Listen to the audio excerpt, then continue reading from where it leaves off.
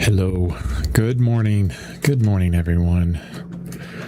So I don't have a TLDR for this stream on Friday, July 3rd. Today is day 4,907 days in a row of daily art. Yay! Woo! Always excited for this stream. Good morning. Good morning. And the interesting thing that I'm doing a little bit differently today is I just realized that, I'm watching my own stream on my phone. Look, I had to pause it because I had the volume up. So I was hearing myself. Sorry, really starting out this stream right to the point today, right? So look, double me. Anyway, trying some different things, always trying to improve as much as I can with all the technology and the art and everything at the same time. Speaking of the art, let's get into it. Chris, what are you talking about today? What is going on? So I don't have a TLDW for this video. Too long didn't watch. Usually on some of the videos, I'm trying to do like a segment in the beginning of the video, which talks about what I'm going to be going through in the entire video. That way, people that don't have a lot of time or attention can just get to it quickly. And is it me, or is that kind of like tilted? It looks very crooked, doesn't it? Yeah. So another cool thing that I did, I wonder if you can see this. If I go back to here. No, you can't really tell. So there's this camera right here. It's all blurry now. Thank you, camera, for blurring out everything. It's focusing on my wonderful arm here for my mic. Yeah, there you go, behind my head. So this way, I added on like this pole that brings the camera a little bit closer to the center this way, the center, so that everything is centralized. It's not off to the right and a little bit crooked. So I'm trying to make your viewing experience as best as possible with this. At least that's what I'm trying to do. But I need to straighten that up first.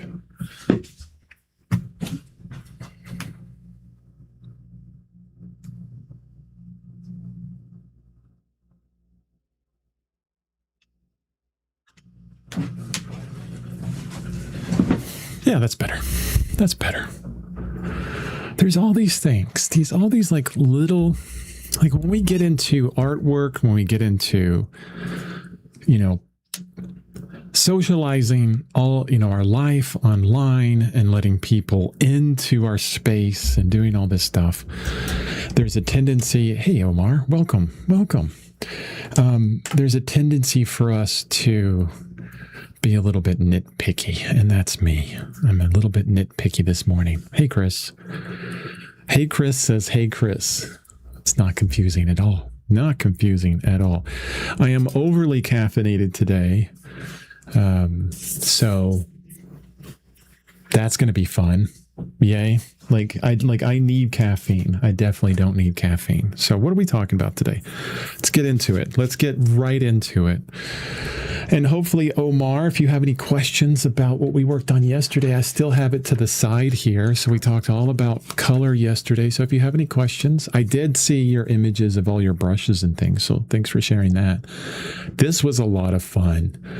It was a lot of fun painting on copy paper. Just pull a piece of paper out of your printer that you would just print like documents on. Just crappy paper. And I'm like, this doesn't, it's sitting there well. Is it going to last for 50 years? Oh, heck no, it's not. But super cheap way to get a bunch of paintings done, right? It's no different than when we go to life drawing and we bring in newsprint, this super inexpensive paper. The idea is repetition rather than I'm going to sell these. It's all about, let's dumb down the materials, keep it simple, focus on getting better first. And the way that I want to get better today, at least for me, and I'm going to move our reference here. I'm going to move it a little bit to the side. Nah, it's okay. Even if it crosses over our image just a little bit, that's fine right there. I think it's good. I can always, zoom into it that way. Look at that cool transition. It's awesome. Pro streamer. Not really. I've seen gaming streams and they have all kinds of cool, crazy stuff going on. the balance between getting all this drawing right. Look at those hands. Not only my hand, but look at all these hands. 1, 2, 3, 4. We have 2 man hands, masculine hands, 2 feminine hands, a knife, a back, some lips and part of a face, a neck, some arms. Crazy. What are you doing, Chris? Like, there is so many possibilities for this to go wrong, for this image to go wrong. And 90%, 99% of the ways that can go off the rails and into the bushes and through the town and take out the whole town is with the drawing. The accuracy within the drawing. And when we talk about drawing, we talk about proportions and perspective and accuracy. And that all gets pulled down to 2 things. Let's simplify it into 2 things: judging distances and judging angles. When we talk linearly, that's all it is. Proportion, accuracy, perspective, judging distances, judging angles. Distances between 2 points, the distance of a line, the angle of a line. That's all it is. If you dumbed it down to that, that's all it turns out to be.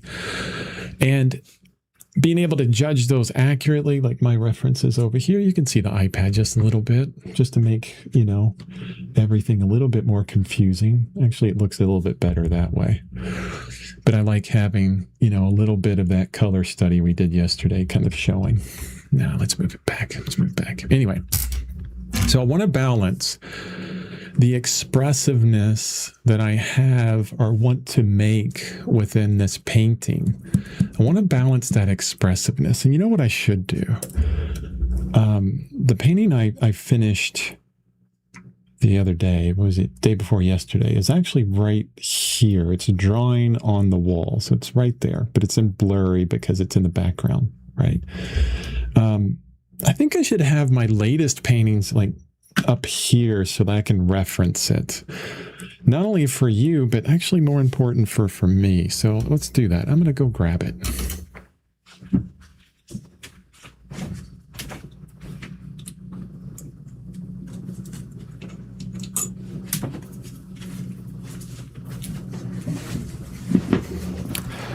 That's really important. As I'm thinking about it, I'm thinking, this is really important.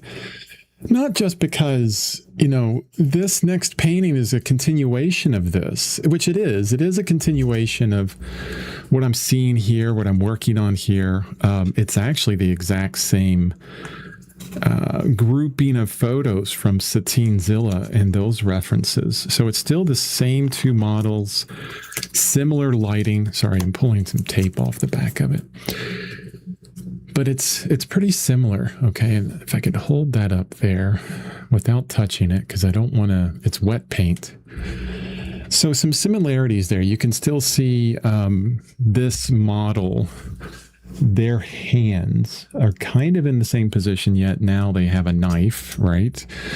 And this is the kind of thing that I want to repeat throughout this newer painting, but it's a bit more complex.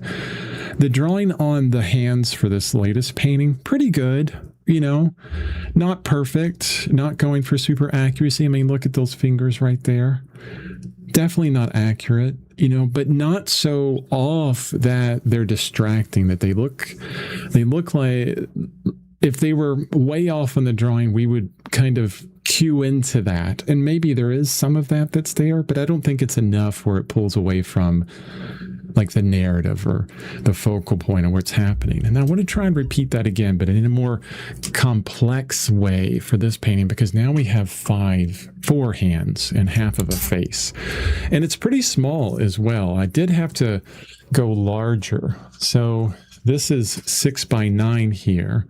You can see I increased the size, but the ratio is the same. So this is 8 by 12 that I'm going to be working on now. This is a non-standard size, which means I've committed this painting to, if anyone purchases it, they would have to purchase a frame, like a a custom made frame, which is really expensive. But probably what I'll do is, if it turns out well, is I'll build a panel for it. A lot of the paintings that I have that are non-standard size, I build wood panels for them. So we'll see. We'll see. But I have to be careful with this, because usually when I do non-standard size paintings, I'll have like some extra of the paper on the side, and then I'll make the panel a little bit smaller than the paper, and I'll have to cut the paper. But, the size is exactly what I want. And if I go to cut the paper, it's going to be even more odd. So maybe I won't build a panel. But I'm getting into some tangents on there. What we want to try and do is balance that expressiveness of brushwork, expressiveness of drawing, expressiveness of everything within this painting with some accuracy, and finding the balance between the two, because I want to have accuracy. I want that to be there. I want it to look like hands, but say paint first. And I think, I don't have better language than that.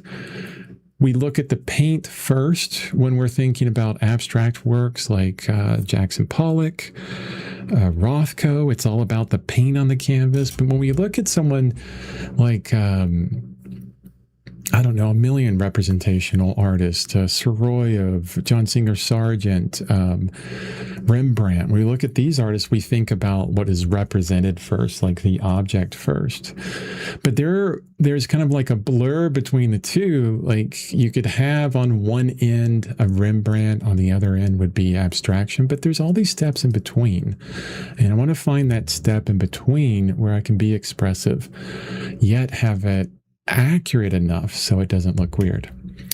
Omar says, "Hey Chris, I found out something why my painting looks muddy, because I do scrimping and don't do one stroke."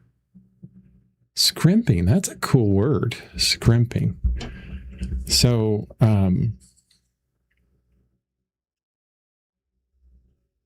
right. Is it more like scraping? Can you describe that a little bit better?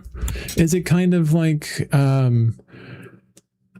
with drawing? A lot of times when we're doing drawing, we don't commit to this like single one line, but we're doing this kind of like,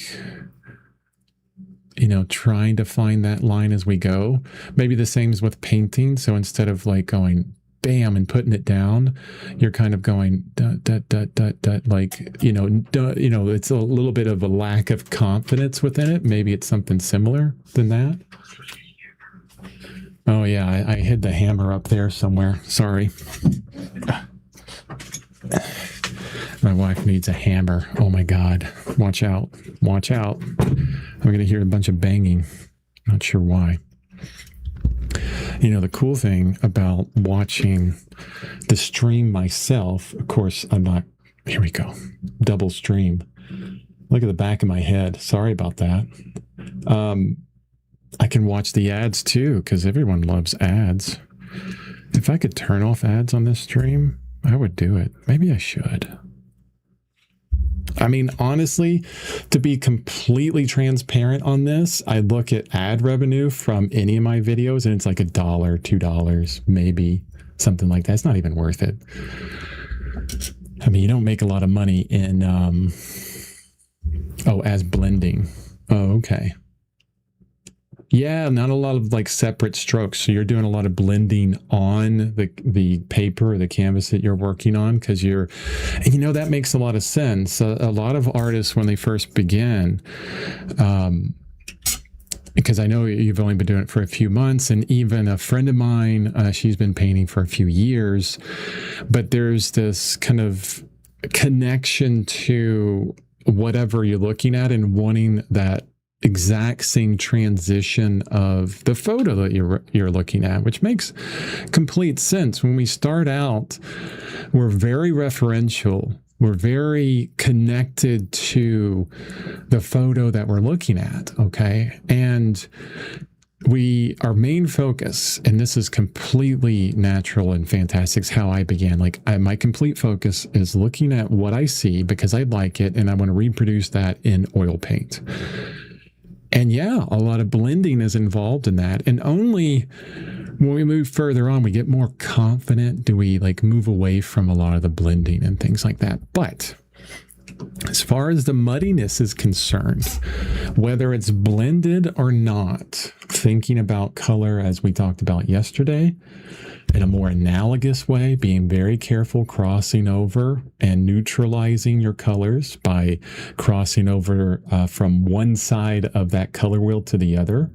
If you're in your reds and oranges and yellows going right into the blue, you're going to go into grays and mud, right? Got to be careful with that.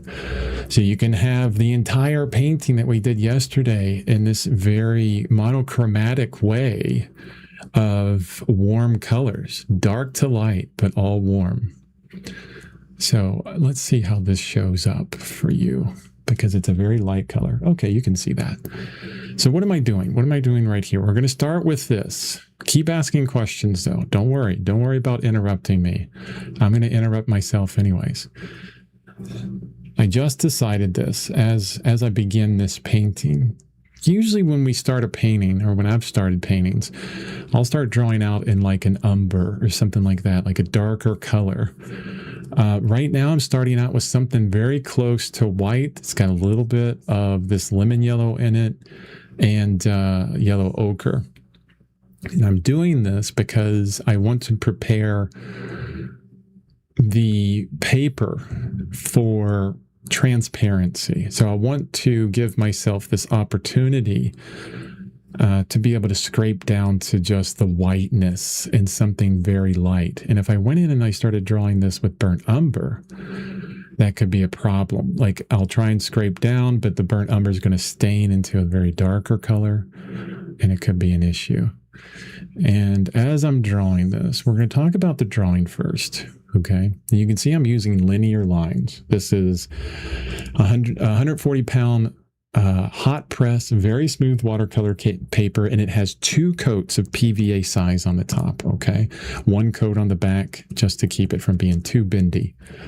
All right, but as you can see, I'm still drawing in a very linear fashion with my brush, and I put 2 coats on this so that I can go further back. I did 1 coat of PVA size on this guy, on this painting, and I couldn't scrape all the way back to white. On this one, I should be able to get back to white, but I still want to prepare for that by using a very light color to draw out with.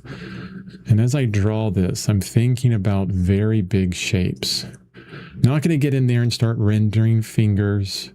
I'm thinking about the entire shape of the hand, big contours. Eventually, we'll get down into the nitty-gritty of those specifics, but we're going to think big first. Think big. But sometimes it's glossy, even I don't use medium, only wet on wet. Yeah. Just depends on how thick your paint is in some cases. Sometimes the surface, it will be more glossy if the surface is very non-absorbent as well. Your paint will get very glossy because all that oil will be kind of left. And that's good. Either way is good. If you like it very matte or not, like the paper I was painting on yesterday, that copy paper, it turned very matte because it soaked in all that oil. Okay, arm down this way, a thin arm. And you can see, I am not drawing out in graphite this time. I stopped doing that the last few paintings because usually I would draw out in graphite and I would get really tight with it, with graphite. But I want to, have a little bit more confidence in my drawing, faith in my ability, which sometimes, doesn't happen. As far as drawing, I could still go off the rails pretty easily on the drawing. A little bit more faith in my drawing and just do it with the brushwork first. And yes, it's very light. I'm sorry, you can't see that too well. In the underpainting, I use turpentine or linseed oil and burnt umber, but it took me a lot of effort to thin it. Yes. You can, it's up to you to use solvents like turpentine or something like that, but that is probably one of the worst solvents you can use.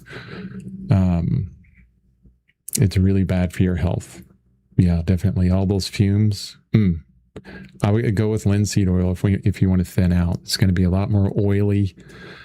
Burnt umber is good to start out with. A lot of artists start out with burnt umber. Why burnt umber? Burnt umber is probably one of the faster drawing oils that are out there. It's all about I think asphaltene or whatever, that is the pigment for burnt umber. Just dries really fast, and almost every single brand of paint dries really fast. And we want that. So you do, usually the solvent beforehand, which I never do. I'm never going to do that again. It's always my thing. I know a lot of people use solvents, but nope, not me. So it's up to you. You have to decide for yourself, your own level of health, right?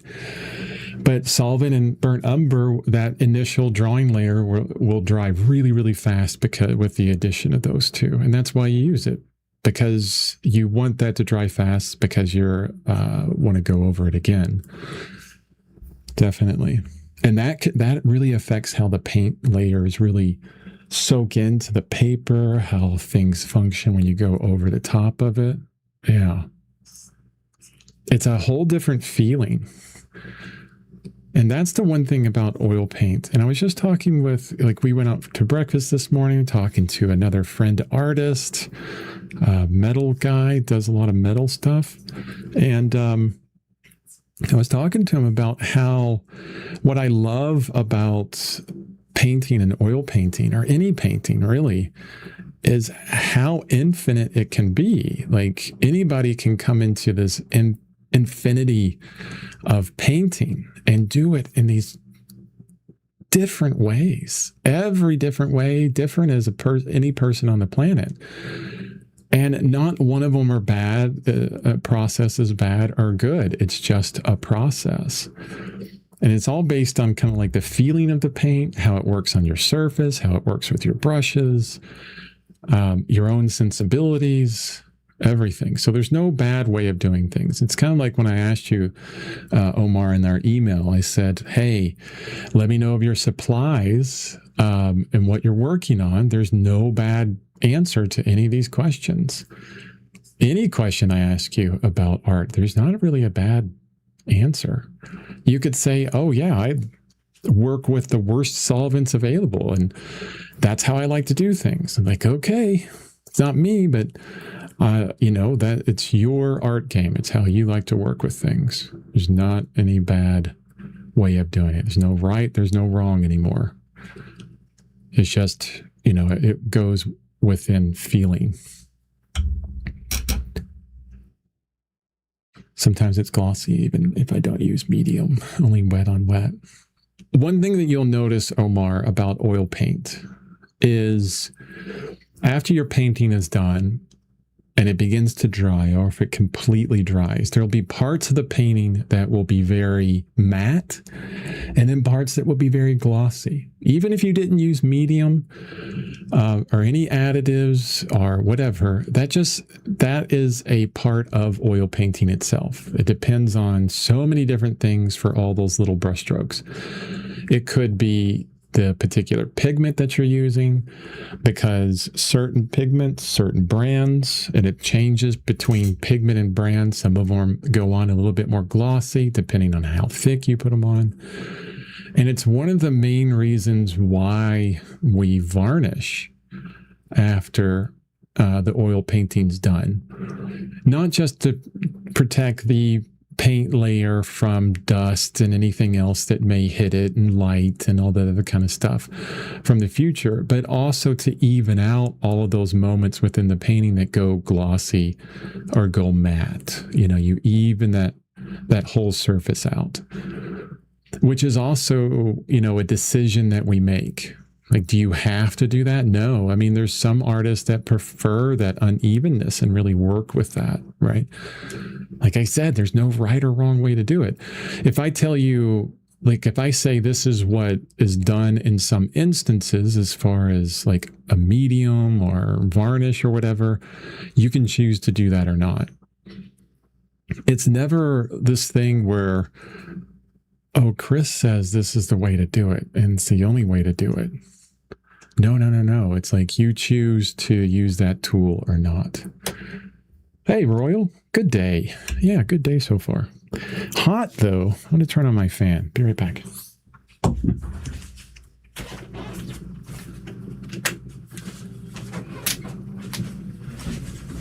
It could be warm because I've had so much caffeine. Way much more caffeine than I normally have. My body's just warm because of all the caffeine. Okay. Kind of got some stuff going on as far as the drawing. Yes, it's hard to see. I know that's intentional. I'm using like this very light yellow. That is very intentional. My intention is not to make it hard for you to see, but to keep it light, to keep these initial layers very light on the drawing specifically, so that when I scrape back for these very light areas, I'm not running into like a dark burnt umber drawing or something like that. Just getting general placement. Like this hand is somewhere here, you know. I know it's kind of in this ballpark, right? And this hand is in this ballpark. The thickness of this waist is in this ballpark, you know. I didn't even put the knife in. I'm not going to worry too much about that right now. That will come in later. This hand is in this ballpark. Is it exact? No, it's not. Definitely not. But as we work through this, like expression versus accuracy. Accuracy as in correctly judged angles and distances, right? I always want to be very specific on what that means. Practical language, objective language. But as we move through this, as we move through the entire painting, we're always drawing. Try not to separate the two ideas of drawing and painting. I think it has to do with, you know, the difference between like linear drawing and drawing with like a big wide brush or something like that. See, we think when we talk about drawing, we're thinking about these lines here. That's drawing. But when we do this, that's not drawing. Yes, it is. It's just think of it like a thicker line, right? This is what I'm doing here is closer to our sensibility when we think about drawing. But as we move through a painting, always think like, okay, I'm about to put this brush stroke down. And it's important that it needs to go into the correct spot, right? That's always going to be part of every brush stroke you put down. It needs to be in the correct spot. Maybe it needs to have the correct shape. You know, if you need some specific diamond shape with your brush, right? Or triangular shape, you know, there's so many different ways you can move your brush to get what you need. But that's the shape. Make sure that that entire shape is in the right location, has the right size. You know, you have a big brush, but you want to get into these like little tiny details. We'll just use the corner of the brush, you know, get that little tiny thing in. Okay. We can use the brush in so many different ways. Like this is not the only way you can use a flat brush. You can make so many different marks and shapes with your brush. Definitely. Omar says, LOL, I'm addicted for the smell, but I found using gesso better because my mom didn't like the smell of the room at all. Yeah. That smell, dude, is... I remember one of my teachers was talking about solvents. Okay, here's a PSA on solvent, right? PSA, what does that stand for? Public service announcement on solvents. I'm very particular on this. If you can smell it, it's getting into your lungs, into your body. Okay. And those solvents are made to cut up fat. Oil. That's what oil is. It's fat. Okay. The majority of your brain is fat. Actually, most of the calories that we bring in is made to power this big brain of ours, okay? And a lot of it's fat. If these solvents are there to cut up all that, doesn't feel good on our brain. Definitely not. And, doing videos over the past, I don't know, almost 10 years now about non-solvent painting and solvent safety and all this other kind of stuff, I've had a lot of people send me messages about their health issues that they have after using solvents for years. So please try and move away from it if you can. 100% your choice and up to you. If you don't want to move away from it, ventilate. Big space. If you don't have a big space, always have windows open. Don't care how hot or cold it is. Got to ventilate that space well. Okay. I want you to be able to paint and enjoy life for a very, very long time. And that's what's most important. The more we can do this thing, the more we can do it. There you go. I remember back in the day when, you had those little PSA announcements. Then at the end of the PSA announcements, it was like, this was brought to you by blah, blah, blah. Okay. I've established enough of this drawing that I'm feeling somewhat confident about it, that I could move into shadow shapes. And we want to do this expressively. And like I said, it's like we're getting a general idea. Let me break this down in like practical language for you, okay? So we have our reference right here. We know what it's supposed to look like, but we don't know exactly where those fingers are, right? We know it's in a general location. It's kind of like, hey, there's this particular shop in this particular town, and I hear it's on, it's in the town. That's our first level. So we have the whole town, right, to search. And then someone says, oh, that shop's on the northeast side. Oh, okay. Northeast. So then we're in that square. And then you get closer and they're like, oh, it's about 2 blocks away. And then you're like, oh, okay. I'm within a smaller range. So we're kind of breaking it down into those locations. Okay. Now, visually, what does that look like? Well, let me get a color for some of these shadows that I want to put in. And I dipped right into black, because what I'm doing here is I'm looking at a lot of the shadow shapes that are there, and I see purples, I see some grays, I see some greens. I'm talking secondaries and tertiaries. Secondaries as in, we have red, yellow, blue. It's our primary. Secondaries would be green, orange, and, purple. Green, orange, purple. Tertiaries would be browns, right? Things like that. So I'm thinking colors that are desaturated. Lots more colors connected into those. But I don't want to go too saturated, too desaturated. I still want to keep some saturation, some lightness. Don't want to go too far overboard. Like, I'm not going to go straight for black onto this yet. I'm sneaking up on it, just like the shop in that town. We're sneaking up on it. And usually what I look at is what's the easiest shape, simple shape that I can put down first that can get me started, okay? Always look at your reference and say, oh, well, that looks easy to me to put down. And what I'm noticing is that arm right there, the shadow shape of the arm, it's like this kind of triangle on the side, and I want to get that in its right place. So I'm looking at the top of it. The balance of accuracy, halfway through. The top of it is past halfway, which is good. I think I was pretty close. So right there, angles down this way. And then it's a lot longer than I think I have. It looks a lot longer or thinner. Could be one of the two. Ooh, I think it's closer to the edge. So like right there, okay? Getting closer to the ballpark. See that shape? Simple shape. You see what I'm talking about? That shape there. Is it perfectly right? No.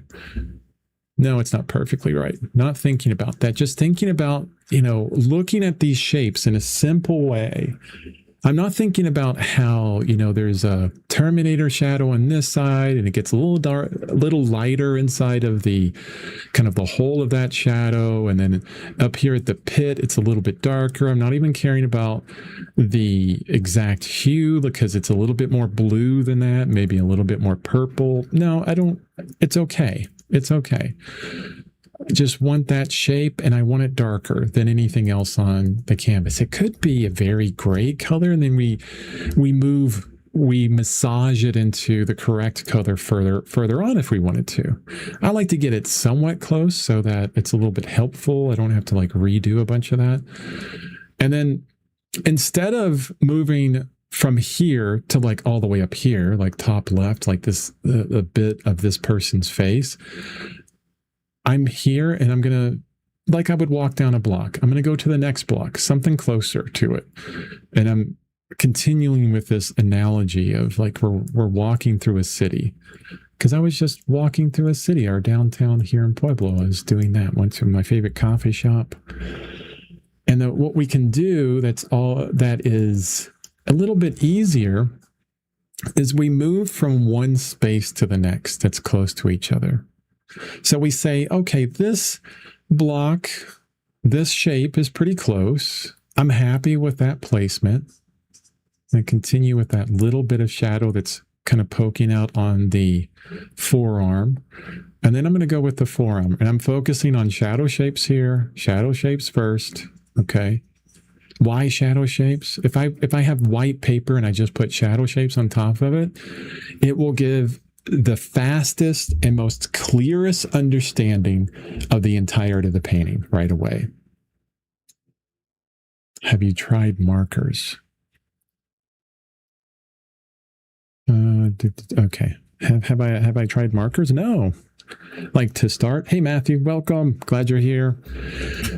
No, to start a painting, you mean? Like starting out with markers or just doing art with markers?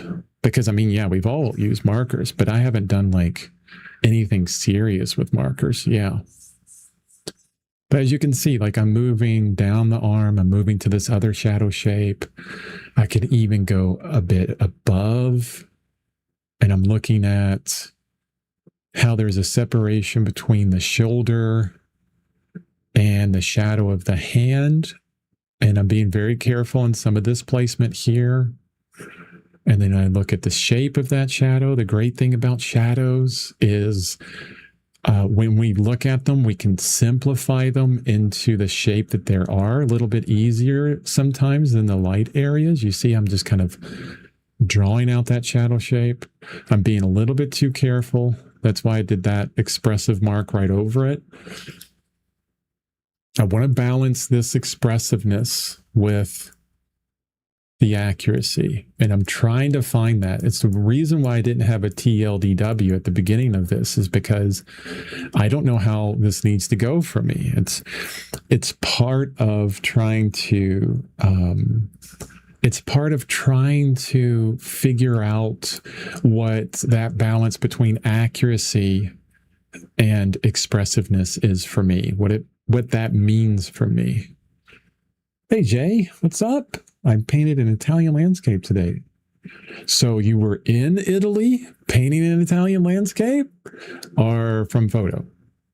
Because in Italy, that's fantastic. I mean, from photo is fantastic too. Great job. Awesome either way. But if you want to make me real jealous, you say in Italy. Wait, I think you were on here before and you're the person that's in Venice or something or someplace close to that. I could be wrong. Could be wrong. Sorry. I can't remember everybody. Try. Chris says, hard to see the shapes of the body with the yellow. Yeah. The yellow is intentional. I wanted to keep that light. When I scrape back, if I get back to like, I could probably get back to the white paper like that. That's totally gone. I put 2 coats of PVA size on this today so I could get really far back, but that is intentional. But actually, it could be pretty helpful for at least you guys to see, like, just the focus of the shadow shapes on top of the white, right, is kind of nice to see. I'm going more of a purple now, purplish pink. I keep feeling blue every time I'm looking at these shadow shapes. I'm feeling more like bluish purple, especially this arm over here. Okay, forearm moving up this way, and then we get into a whole mess of stuff. This is where the complexity comes in, right? I could jump into that right away and try and figure it out, but I feel like I want to sneak up on it a little bit further. So we have the armpit, the back comes down this way. Let's get that angle right. This angle of the back is really important. Needs to be a little bit sharper than what I have it. Straighten out all of those angles, okay? When we look at a figure, when we're trying to draw a figure or paint a figure, either way, we will accentuate curves way too much. It's better to straighten it out and then accentuate the curves a little bit. You see, I can straighten out that line, and it's not a very confident line there. No, first time in this live. Oh, no, from photo, unfortunately. Oh, no, that's good too. Great job painting Italian landscape. No first time in this live. Interesting. Okay, cool. Welcome, Jay. Welcome. Omar says, Chris, rate my eye on strong top right. Light bounces hard, creating intense ambient light and deep shadows. High contrast cuts the diffuse midtones, but the subsurface scattering looks perfect. Okay. I'm trying to parse your paragraph there. Chris, rate my eye on strong top right light bounces hard. Okay, you have strong top right light bouncing hard. Oh, you're talking about the reference. Okay, let's look at it. It's a good idea to like really look at where the light's coming from. Whenever you come into a reference, when you come into an image, understanding what lights are on it will give you an understanding of the entirety of it. It's one of those things where the light is a practical thing that we can kind of attach ourselves to. Most things, in painting is very subjective, but light will behave in very practical ways because it's scientific. Now, when you get into like how the camera actually translates that, how you edit in Photoshop, then you get into some craziness. I won't get too pedantic with that, but top right light. Yeah, very top right here. You can see, like, I'm pointing here, and there's right over so there's a shoulder blade that's coming down at like an angle like this. Right there, you see that shoulder blade? And it's casting an angled light that comes directly down this way. You see that angle, that little shadow shape? If I were to draw that, which is a beautiful part of this photo, of this reference, it's a bit of an angled shadow light right there. Just gorgeous. It's probably not exactly there. I have to probably fix that. But somewhere there is that angled light. I think there was a commercial that just went by. Stupid commercials. That gives us all we need to know as far as like where the light's coming from, as far as the angle is concerned. And we can see it everywhere now. We can see how the hand is cast onto that arm, cast shadow there. We can see over in the back there where this arm is casting a shadow on the lower back, the side of that back. Like everything's top right, definitely. It is a very hard light. It's hard as in very bright. It's like direct sunlight on these individuals. So you're going to have very definite shadow shapes, very definite light shapes. It's the reason why I picked this, because I like that definite separation. It gives more pieces and bits of shapes to kind of connect to, right? creating intense ambient light and deep shadows. Now, the ambient light, I'm not sure. What I've noticed, like we'll see this kind of gray background here that is these figures are on. Usually when they're in the studio taking these photos, or they're in a hallway, I think they're in a hallway or something with a white like wall behind them, there's a lot of bounced light everywhere, a lot of ambience happening. Maybe the floor is white. You know, if the floor was orange, we would see this like kind of orange light coming up from the bottom here and really reflecting back onto the shadow shapes everywhere. Okay. But yeah, somewhat intense ambient light that is cool. It's a very cool light. Deep shadows, yes. High contrast cuts the diffuse midtones. High contrast cuts the diffuse midtones, but the subsurface scattering looks perfect. Yeah. The fingertips, the thumb, a lot more reflected light than I see a lot of subsurface scattering, maybe in a couple places, honestly. High contrast cuts the diffuse midtones. I'm trying to parse that one now. I think the ambient light is scattering so much into the shadow areas. Well, the midtones. Yeah. No, okay. I know what you mean now. So the high contrast. So the very strong light, because it's so strong, we don't have as much midtone that happens in between like the light and shadow. There's a big cutoff between the two, like it's light and maybe a little bit of a half tone or mid-tone, and then right into shadow because the light is so harsh. Understanding that is fantastic. Thank you for bringing that up. Chris, do you like painting landscapes, or are these types of paintings more? Definitely figurative works, 100%. I did a whole series of landscapes and stuff years ago, living in Hawaii when we were there. And it was intentionally set. I intentionally did that to get away from what I would been doing for years, to understand myself a bit more. If I really loved figurative work, I even did pet portraits for a little bit. That I got bored of that really quickly. I got bored of the landscapes, and when I happened to go back to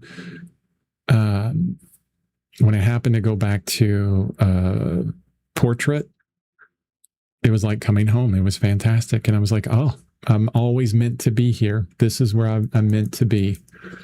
So yeah. Figurative work, definitely. Is this all I do all the time? No, I do urban sketching every now and then. Usually when I'm in urban sketching, I try and pick out people and draw or paint them, though. I like these, LOL. Thank you. Haha, I'm asking Chris Bevan. Cool. Thanks, Jay. Ask as many questions as you want. That's what I'm here for. Okay. I went a little bit cooler on this, a lot cooler, and I keep adding white to it. I want to go lighter and lighter and lighter. I don't want to go too deep in these shadows. Definitely. But you see this line here that I just put down? And this really interrupted my train of thought, because look at that. Like, this is lack of confidence here. This is me thinking too much about the drawing. Understanding that is so important, and it's fine. It's like, okay. I'm trying to find that balance of myself, my balance, whatever that means, my balance between expressiveness, expressive painting, big strokes, confident strokes, and accuracy within drawing. And there's this timidity that's happening. Not sure where that line of this shoulder blade is supposed to be exactly. Light side, dark side. But let's guess and put it down. I'm going to say right there, quickly and easily. Could be lighter, that's okay. But I like the expressive stroke to it. One of my favorite sayings in all the personal development books that I've read is, if you want to hit a home run in the World Series, you also have to be willing to strike out in the World Series. Like, those two things exist at the same time. And it's the same thing with this kind of expressive way of working. You have to be confident within it to try and get that accuracy one and done in the right place, but you also have to be willing to get it in the wrong place. But it isn't like that we go at this very willy-nilly as well, and we just don't think about it, and we just go. We can also prepare for those eventualities when we screw up. Just like, professional baseball players do in the World Series. They don't just show up one day without training.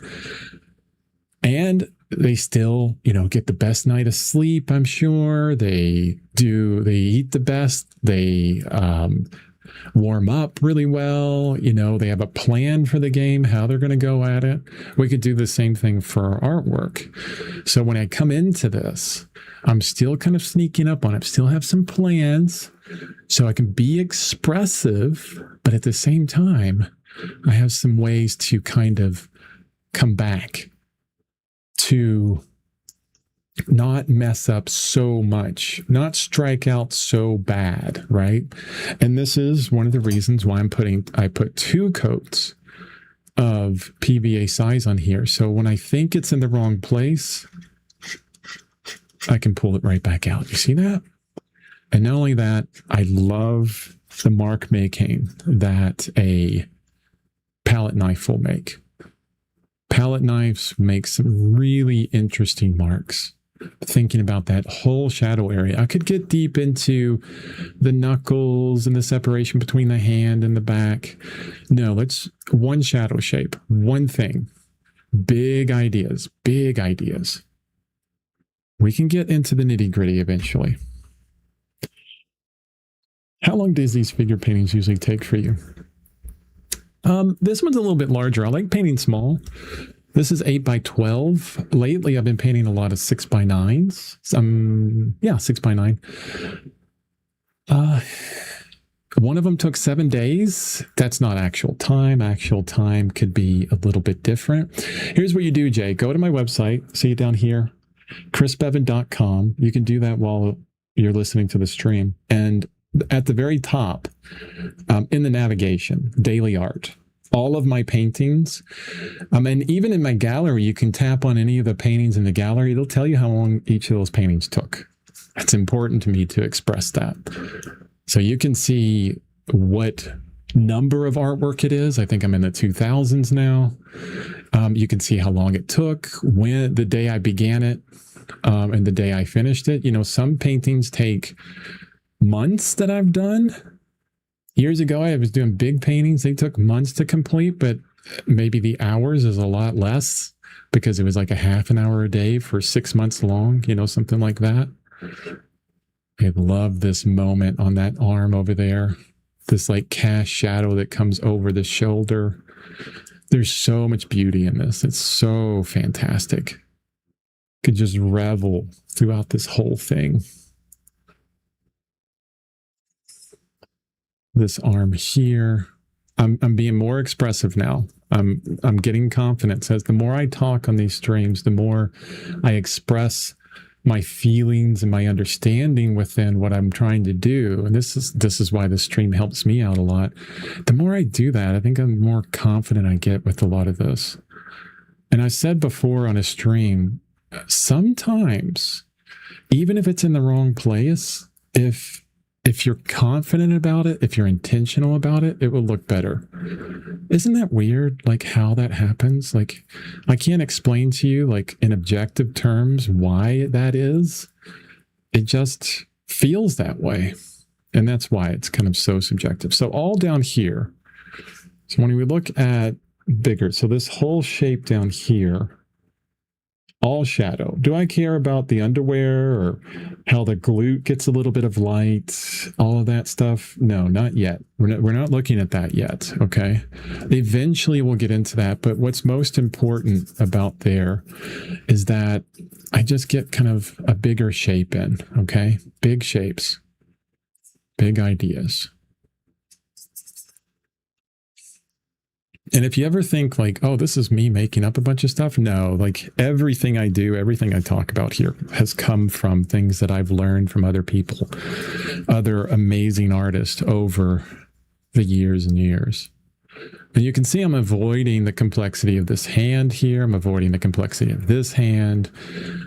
I feel like I know how I can simplify this hand up here. The worst thing to draw is a hand splayed out like that. Oh, it's so hard. It's just like, look at every single finger and paint that individual finger. But when they're together in a fist, or you got some kind of cool shape, or, Rock On, or, Spider-Man, right? Those kind of things, easier because you got definite shapes here, right? Different things going on, right? A lot easier to do. Definitely. But when it's all splayed out, so hard. So hard.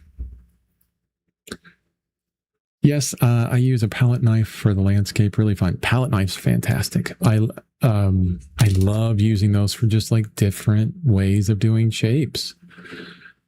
You just get different mark making there, scraping out, working back into it.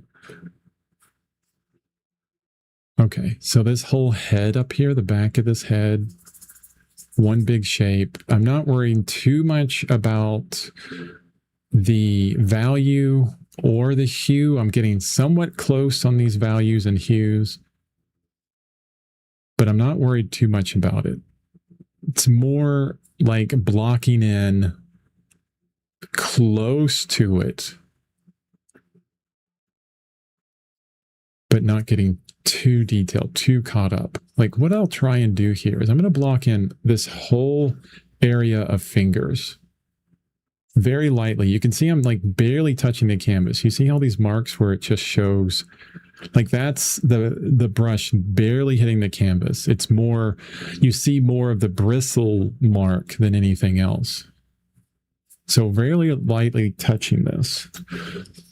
And then what I can do, a little bit more up here, so this will work better. Except for this finger, I want the light. See the light on that finger there? And then this finger, don't want to get too crazy into the shapes of it, but I can scrape out to the light area on this finger. Oof, that was a really bad scrape. Like it's such in the wrong place. Did not do that well. Getting too fiddly with it there. Worried about it way too much. Just, no, that's not working too well. I keep sliding. I think I need to get my maul stick out for this. No, this is not working. Let's scrape it pretty far back, and then I can go in with the brush a bit more accurately. That's the thing about these palette knives, is they're a lot harder to get accurate. This little, the hairs on the end of a stick thing, they're great because it's a lot more accurate. I love hairs on the end of a stick, aka brush. We play a game on game night called Poetry for Neanderthals. And the object of that game is to only speak in one syllable. You can only use one syllable words. So I have to do a whole stream, just one syllable words. I like paint. Paint me good. It fun. We paint brush with hair. Hand. Wow. Okay. The weirdness of Chris Bevan on the stream. You're welcome. Okay. Same thing here. All these separated fingers. Oh my gosh. Why did I do this? But it's all shadow here. This whole back is just shadow. Just shadow. A little bit of light there. Here's the other, what do you call it? Scapula. It's there. Finger goes up this way. Sort of there somewhere. I have no idea. I need to find it. We need to search for it.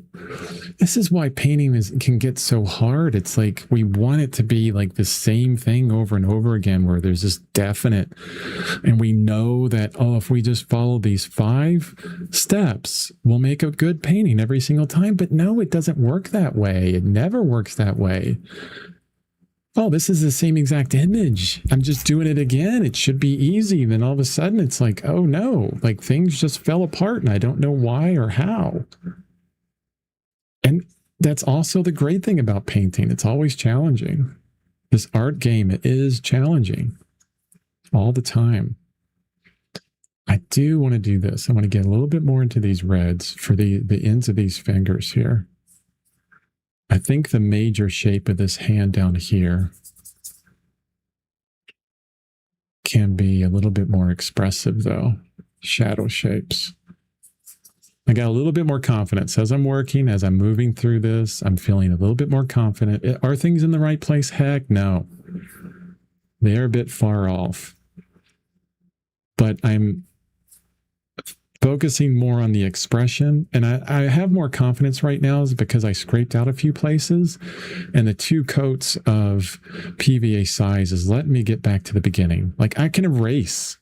Basically, that's what I'm doing. Like, oh, I have that ability to erase really easily. So, okay, that allows for confidence. If I was working in pen and ink or on a very absorbent surface, I guess I could still be more confident because I could go over the paint. I can move the paint around a little bit more, but it would be a little bit more difficult.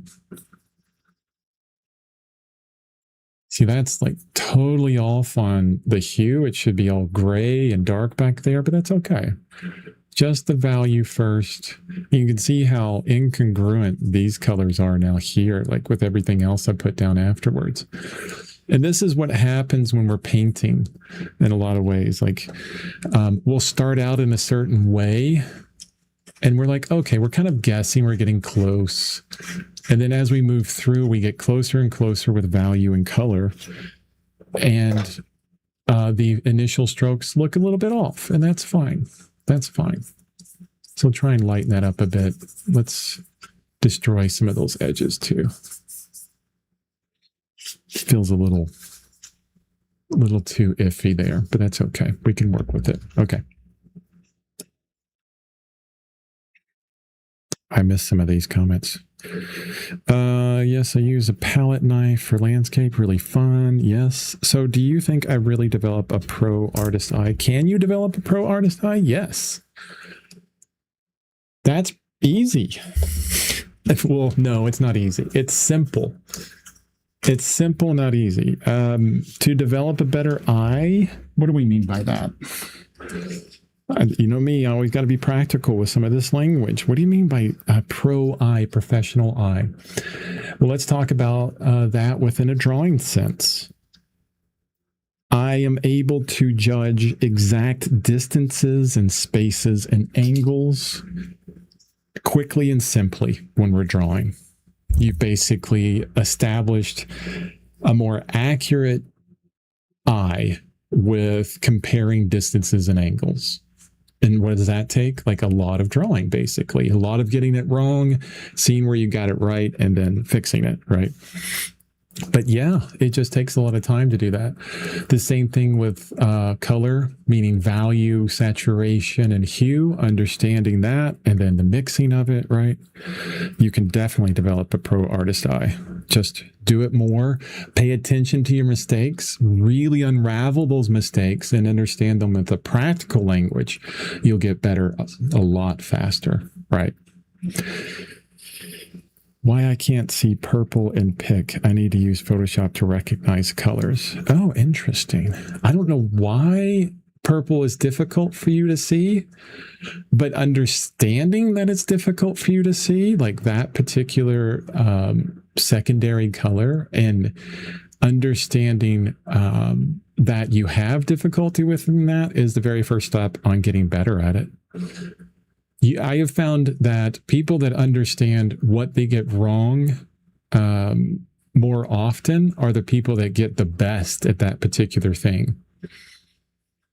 So you understand, oh, I don't see these particular colors well, or particular hues well, or colors in general well. And then you feel into that and you're confident with that. And you say, yeah, that's cool. Awesome. I learned this. And you don't run away from it. These are the individuals that do better at everything, because they face the issues that they have and they move through them and get so much better at it. Yeah. So it's going to be a great challenge for you to figure that out. So challenging, it's a shame not to get paid. Yes, definitely.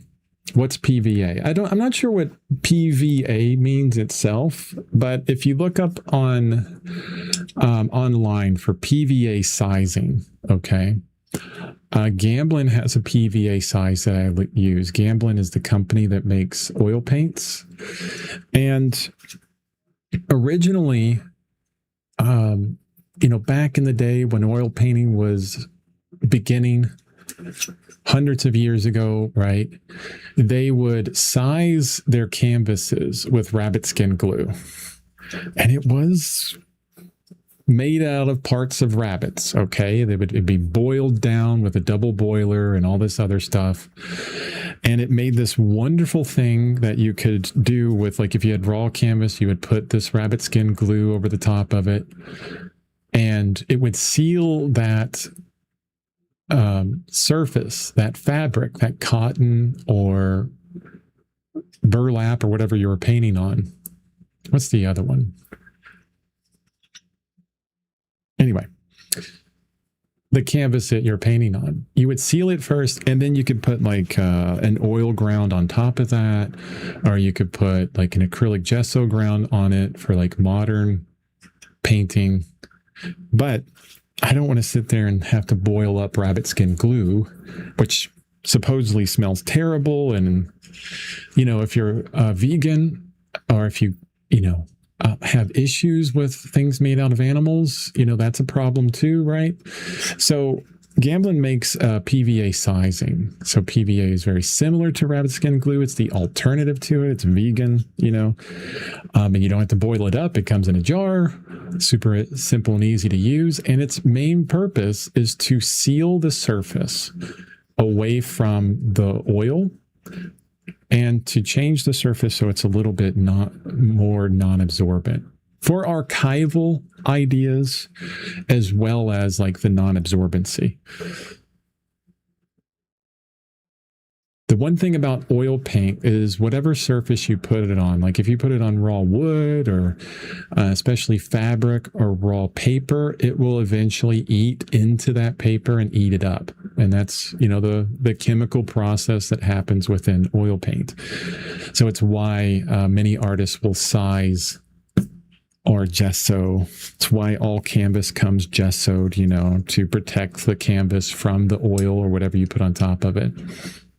Don't really need to do that, I think, with acrylic paint, because although most people do, just to get the feeling of it, but there's acrylic gesso, so acrylic paint works exactly the same. So you can see, like, what I'm doing here, just to go back to the painting real quick, I blocked in a lot of the darker areas. Colors are all over the place. It's just like shapes right now, just dealing with shapes. Blocked in everything darkly, and I'm utilizing that PVA size, okay, that I put on to be able to scrape back into it and pull off the light areas. This is called like a pick out technique. I know Yupo paper, which is very non-absorbent, works really well with this. Like you can coat this whole paper in just like a burnt umber or something, and then pick all the lights out on it. It's beautiful. Like a pick out thing is really another way of working that's really nice. And you can use like a paper towel or cotton swabs, things like that. Excuse me, burping into the microphone. I apologize. Happens. Breakfast happens. Now I want to stop avoiding this hand, and I want to get into it. It needs to be in the right place, needs to have the right shapes. So I'm going to tighten up a little bit. when we move through paintings, there's this ebb and flow that we have. And I think this is how I'm going to work through this idea of expressive versus accuracy, where I'll go expressive and then I'll tighten up into accuracy, then pull out for expressiveness. And then be lucky in a lot of places where I'll put in an expressive stroke and it just stays there. Why is it kind of disoriented painting something in real life completely different feeling compared to picture? Well, I know what you mean, because you could sit there, and I've done this many a times, like I'm in life drawing, there's a figure in front of me, and I'm trying to draw this darn figure, and I'm getting everything wrong. But then I'll take a picture, take the drawing back in the studio, and everything comes to light. I'm like, oh, this is here, that's there. And there's many reasons for that. Number one, three-dimensionality, like we move our head and everything changes, you know. We have that movement, the figure moves, everything moves. We have two different eyes, like you close one eye and everything gets a bit more flat. But with the two eyes that we have, where we can feel that depth of field, it also kind of moves things around a bit. And it makes things disoriented because of that, which is really interesting. But then when we interpret it through a photograph, because the camera interprets things, all right? It's not a one-to-one. We have to understand that. But when a camera interprets it, it takes all that and flattens it out, turns it into like a scientific, you know, mathematical type thing. And it's easier to understand. It's the same reason why when we're painting for a while and we have no idea all the problems in our painting, but then we take a photo of it, we look at those issues, we look at the photo and we're like, oh, I see all the problems with this painting right away. All those issues. Something about that separation, that interpretation. So that's really, I think, the major reason why it's much more difficult. I mean, we're translating from three-dimensionality to two-dimensionality, and that's hard. It is, you know, objectively, it is much more difficult to paint from life than it is to paint from photo. But it's much cheaper to get figure model photographs than it is to pay models to sit for you, 100%. So there's a balance there, right? But three-dimensionality converted to two-dimensionality. I like utilizing both, you know. I do life drawing. We'll be getting back to life drawing every week. We had to move to a new location, but I run a life drawing group here. And we paint and draw because I go from short poses to long poses, alternating. So I think it's important to do both. It really expands your ability and your mind as far as that's concerned. Rabbit skin glue, exclamation point. Yes, Matthew. He's going to be painting. He's like, you're going to weave the cotton. He's going to be in there with a loom in his amazing studio, weaving the cotton. And then in the corner he's boiling up a rabbit that he just shot out in the back someplace, you know, had to skin the rabbit and everything, boiling it up, going to put it on the cotton weave canvas. Oh yeah. He made the stretchers himself from the tree he cut down at his house, and then going to be grinding up some like oxidized lead for lead ground. And then one day I'll paint. I bet you it's the most amazing surface to paint on ever if you did that. Kind of glue, like white wood glue? No, completely different. It is a whole different ball game, that thing. I mean, it may do the same things. I don't know why it's called rabbit skin glue. I think we were looking on, Matthew was looking on one stream. We went down a rabbit hole. Love it. I love that pun. We went down a rabbit hole on rabbit skin glue. And he looked up where it came from, and I think it's a little bit different. But no, it's completely different than wood glue. And the PVA size is really nice. I like the PVA sizing because it's like milk. It has the same consistency as milk. It's different than like a GAC 100, which is a clear acrylic that you can put over, but that's thicker and it has more texture to it. I like painting on something that's super smooth, basically. But yeah, don't go out and buy like wood glue and think you're going to get the same thing. No, no, no. Antonio. Hey, Chris. Good day. Welcome, Antonio. Hi, Doobie. Welcome. 2 of 3 layers of acrylic works good. 2 on surface before oil painting. Yeah, definitely. I mean, I've painted on acrylic ground for years. I always like to sand in between. You know, it depends on what you're trying to do. I paint small. And I love to see all of the little aspects of every single little hair of this brush hitting the canvas. And sometimes I like to get really detailed because I'm painting small. So I need a surface that is very smooth, a very smooth surface. If I was painting on like an unprimed cotton weave canvas, like a thick weave, and it had all this texture to it with only 1 coat of gesso or something on it with no sanding in between, I would see more of the texture of the canvas than I would of the detail of my brushwork. But if you're painting a lot larger and more expressively, that texture could help you out in a lot of different ways. Either way is good. There's no bad here. It's like we choose the materials, we choose the aspect of what we are painting with to promote why we're painting it. If I was going through like crazy texture and I was painting with nothing with a palette knife, it could be better to be on a very rough surface. Just go buy a burlap sack and put 1 coat of gesso on it, and then, man, that's some good texture. You could do that. I mean, heck, go buy a piece of a chunk of uncut wood or something and paint on that. That could be really cool too. Like one of my favorite pieces of work by Jean-Michel Basquiat was he painted a stack of tires white. That was it. It's fantastic. Such a good statement. It was nice.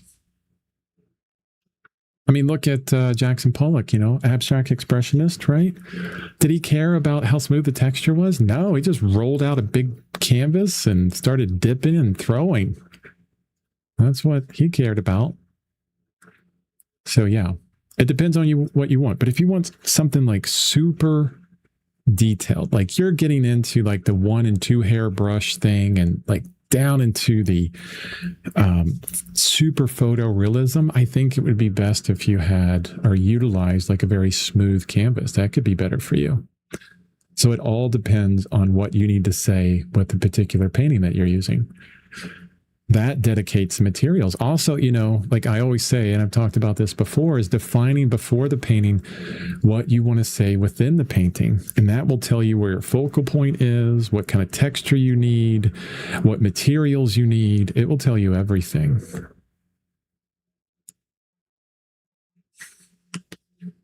Nice. Okay, that's getting pretty close. Getting closer.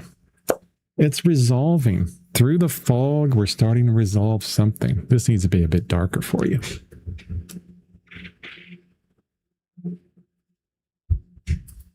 All right, that's a bit closer to what I'm seeing. A bit darker. Michael, hi, welcome.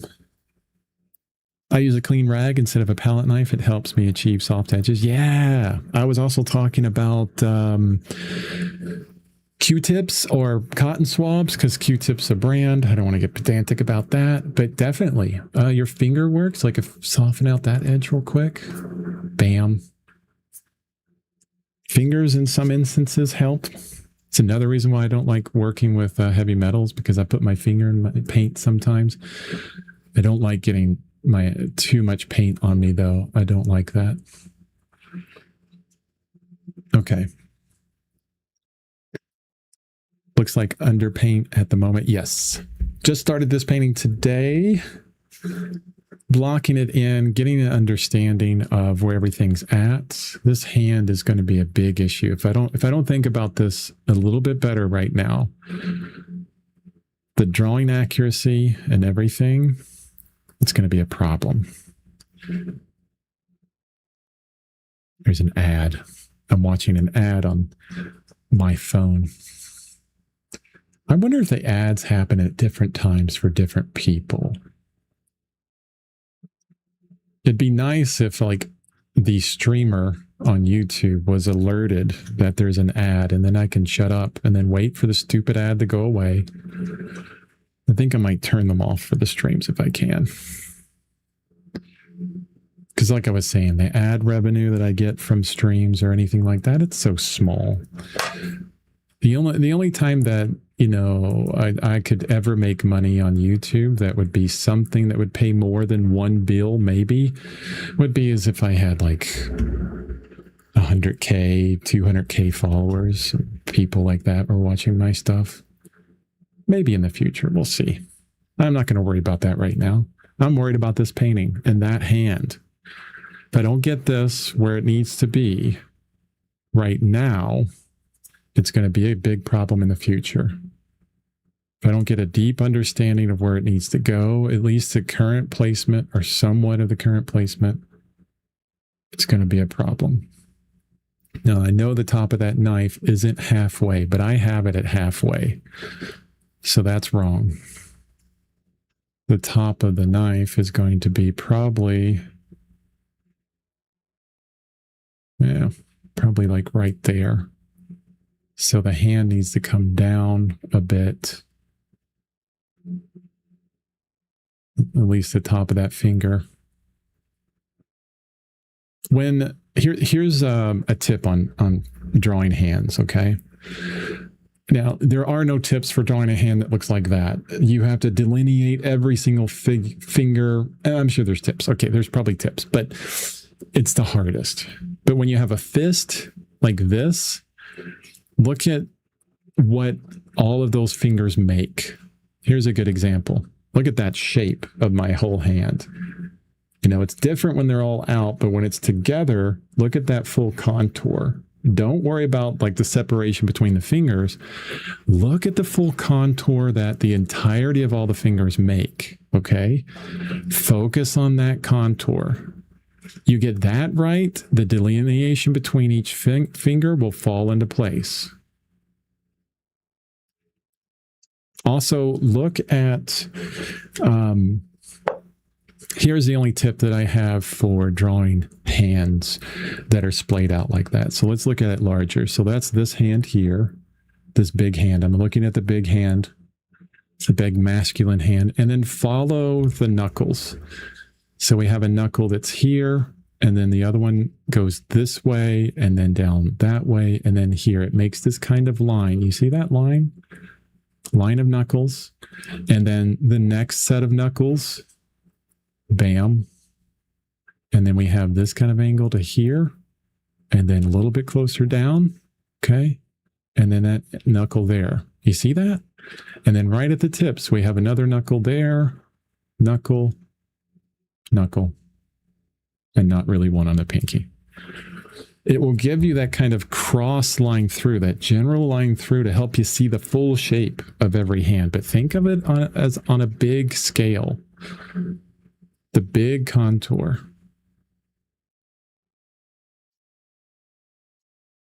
And also always, when you're drawing something, focus or try to use straight lines. Simplify into straight lines.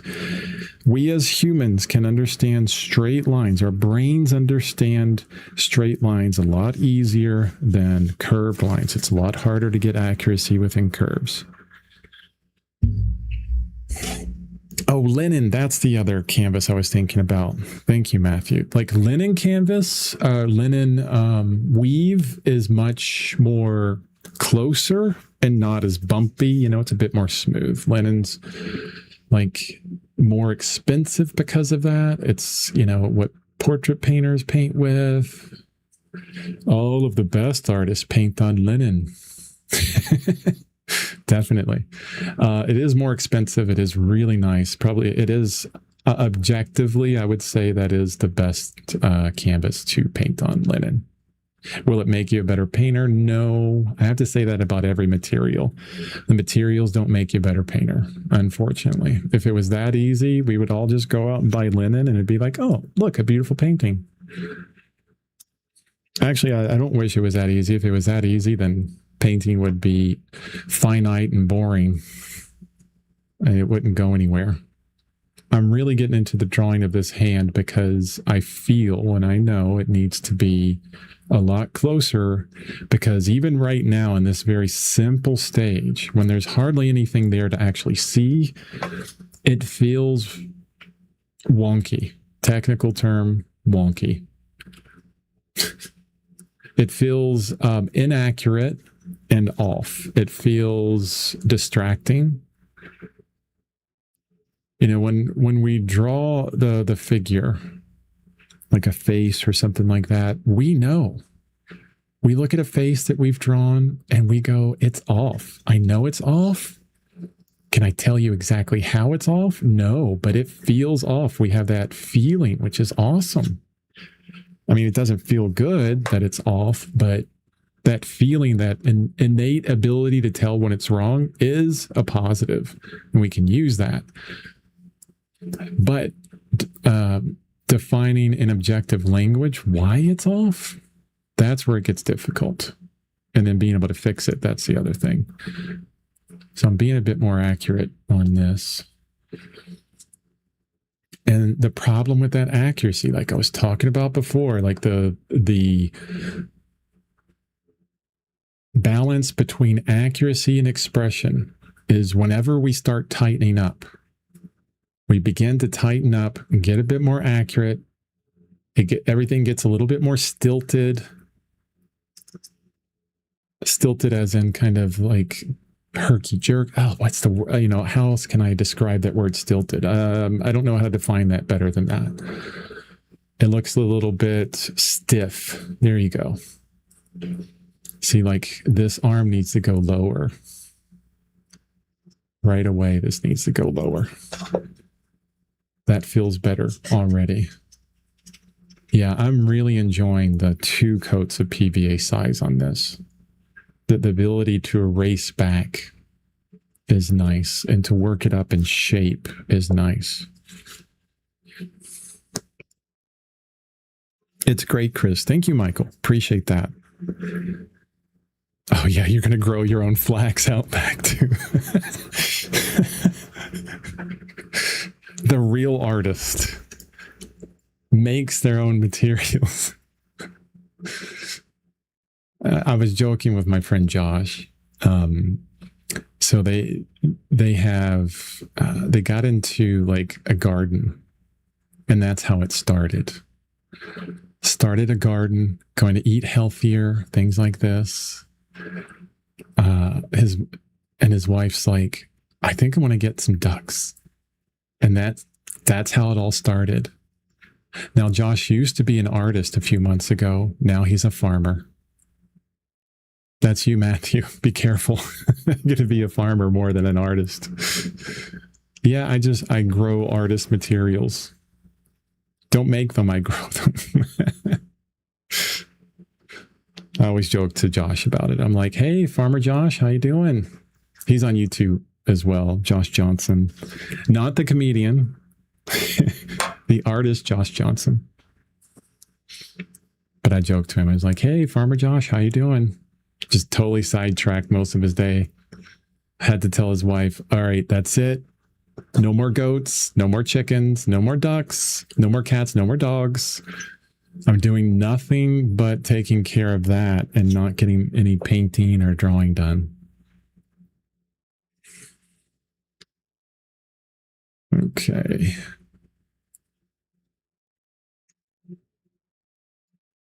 That finger really coning in now. I'm focusing when my mouth stops moving. Like when that happens, the single neuron that I have in my head is actually, it's overclocked to the max. And I need to focus on the drawing. Like, oh my gosh, Chris actually shut up for a second. It's amazing. Okay. I second your Lennon Matthew. Yes. Markers, I missed the answer. No, I've never used markers, but I didn't know if you meant like to, make an entire piece out of markers or just use them in general. You probably mean make an entire piece out of markers. Why would you just ask if I use markers at all? I mean, I don't know. Maybe that's a good question. I have no idea. Sorry. But no, I haven't really used markers to make, or even like, I have some friends that use oil sticks, kind of like pastels, but a lot bigger and made of oil. There you go. It's a perfect definition of oil sticks, Chris. They know exactly what you're talking about now. Good job. But no, I have never used anything like that. Why do you ask? Why do you ask, Chris? That's a good question. So many things happened with one brush and pigment. Yes. There's an infinite world of possibilities and a stick with hair on the end and mud with oil. Rocks and oil. Stick with hairs on the end and rocks and oil. That's it. That's what we're playing with.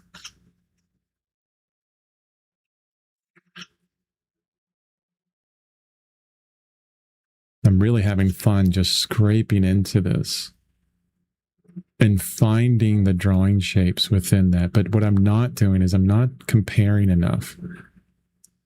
Like when we're drawing, the best thing that we can do is establish something that we feel is right. And that feeling is good. It doesn't have to be exact. If we get so deep into the exactness of it, sometimes we'll stifle creativity and we'll go down like a rabbit hole of trying to get things accurate. But once we get something on there that feels pretty good, like, oh, this feels in the right place, we can start to compare everything else against that. And for example, like I have this, the back here, the contour of this back, it ends right there. I'm going to say that's where it ends. And this arm feels good. The shoulder feels good. The forearm here feels good now. After I adjusted it, I'm going to smooth out that edge. I want a soft edge. But I like this.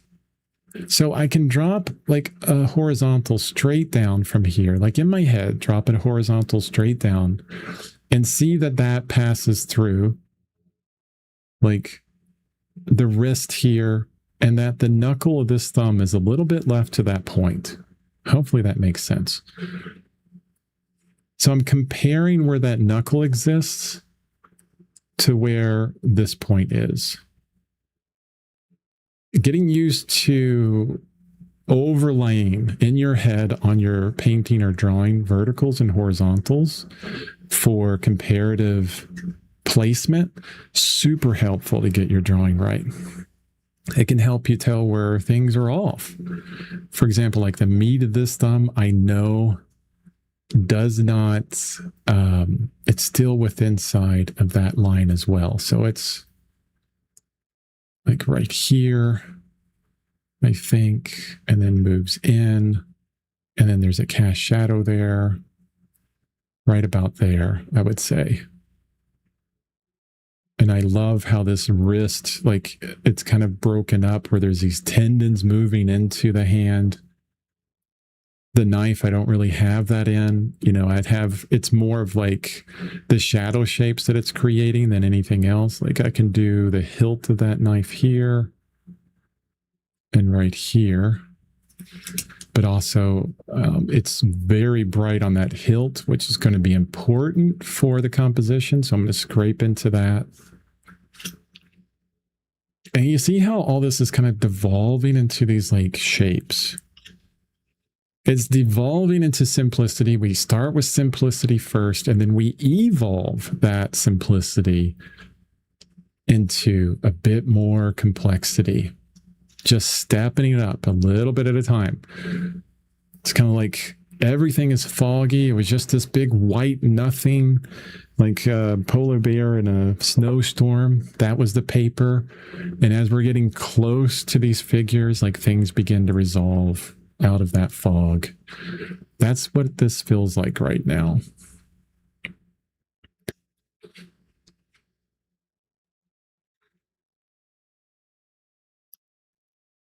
Now, Chris says, painting is a bit messy. I don't have time to paint. Might do a portrait in pencil. We'll bring out the canvas or cold press 8x12. Yeah. I love that. What's wonderful about that statement, Chris, is, and everyone listen up on this one. It's so important. It's so important, right? I don't have time to do X. And usually a lot of us will stop there. Oh, I don't have time to paint. End of sentence. I don't have time to do this. I can't do that, right?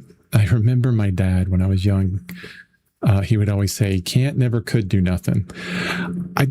Kentucky, I'm not going to explain the exact, reference of that or where it came from. I have no idea. And only later on in life did I really understand what he was saying. But if we're always like can't, of course we can't do it. Can't is finite. It's finished. It's done. Boom. You could do two things. You could add yet to the end of that sentence. I don't have time to paint yet. That's a possibility. You add yet to it. I got a future within this. Not now. Practicality. I don't have time now. Totally cool. Understand that. Fantastic. I know where I live within this moment, where my life is and things are going on. Totally cool. But what can I do? And that was the best thing about this statement. Now you're looking for, a portrait and pencil. It's a can do. We'll bring out the canvas. Yeah, cold press 8x12, pencil, paper. I can't do this, but what I can do is that. So important. That's the difference between an artist or a person that goes for years and doesn't do anything, and the difference between a person that can't do what they want to do because of their certain circumstances, but are doing what they can do. Oh man, I don't feel well today.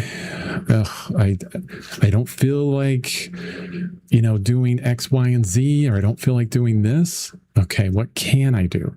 What can I do today?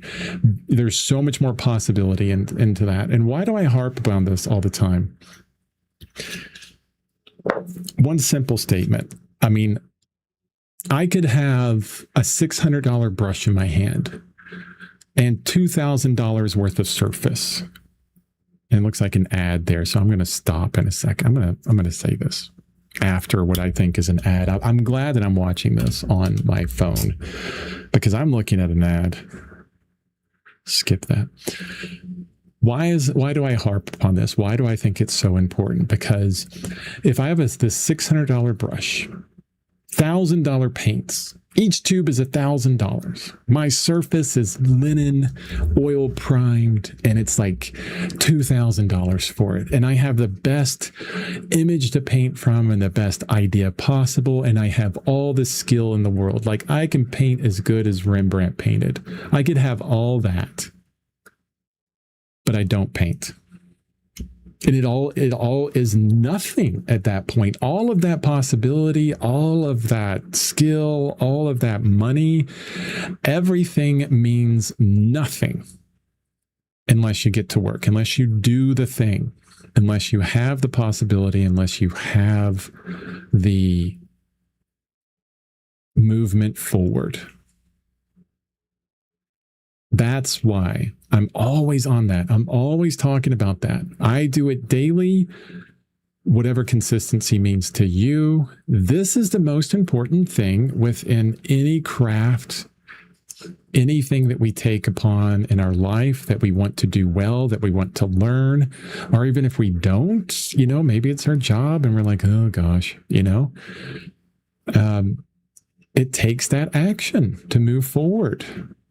Finding out what you can do when you don't feel like it, when you're unmotivated. One of the most important things you can do in your entire life. 100%. That is objectively true. There's no subjectivity about that. You could tell me, I'm an artist, but I paint one painting every 10 years. You're not an artist at that point. I'm sorry. Objectively, you can call yourself one, but you're not going to get much better with that. I mean, the action has to happen. Regardless if you love an artist that's making millions of dollars or not, or that's not making any money, the one thing that they all have in common, they're in museums or whatever, is that they do the work. They get it done, however that is. And we're in such a wonderful time of contemporary art where it doesn't have to be this big production anymore. It doesn't have to be this crazy thing that takes on all of this ability and all of this money and all of these materials. No, I mean, Julian Schnabel, Julian Schnabel, you could talk about he painted with plates, what's his name? Egon Schiele. Look at his drawings. One of the best draftsmen ever. Is it draftsman as in the accuracy of Jericho and Wrath of Medusa? No. It's a whole different idea of what accuracy or draftsmanship is. But simplicity could be the game for you, but just getting to it, right? Super important. Sorry to harp upon that, but man, I just want you guys to succeed. I want you to do well. And you have to move through that, action. You have to move through action to get to that point. That's why I'm always, I'm poking fun at my friend Josh, calling him the farmer all the time because, life comes in, takes over, and we have to deal with the ducks that we bought and all the geese and the goats and the children and the whatever. It happens. It happens. And what I like about all that is it doesn't have to be painting. I'm doing a painting right now because I do have the time.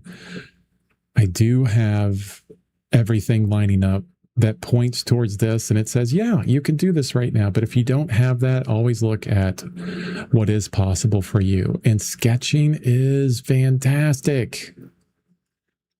So important. I've met artists for years that say, oh, yeah, I just don't have time to do X. And usually that's this really big thing. They feel like painting has to be this big thing for them. It has to be 8 hours on a big canvas, and they have to go start to finish in 1 or 2 days. And if they can't get to that, they don't do anything. And then life takes over, and 6 years later, 5 years later, that was me.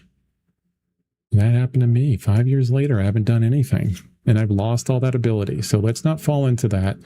Let's say, I can't do X right now. I'd love to work on this awesome painting idea that I have, but I can do some sketches. Yeah. Okay. I'll get off my soapbox on that one. Yeah. Good job, Chris. You put yet at the end of that. I can't do it yet. And that's with anything. Back on the soapbox. Sorry. We denigrate ourselves for not being able to draw as good as X artists. Our drawing always will suck. It's always a struggle. It's like we're always getting better at drawing. It's an infinite thing. We're looking at, our best drawing is always on the horizon. You know how horizon works? Like you never actually reach it. It's always out there. That's what like drawing is like, and painting in general. It's always out there.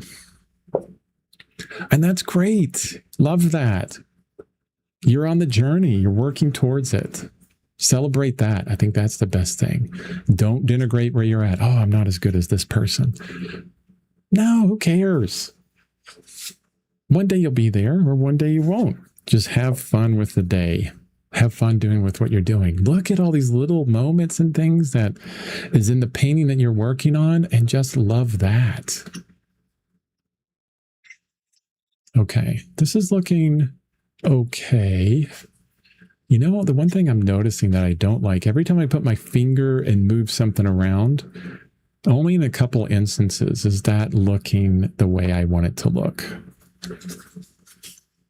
What does that mean? What is the way that I want it to look?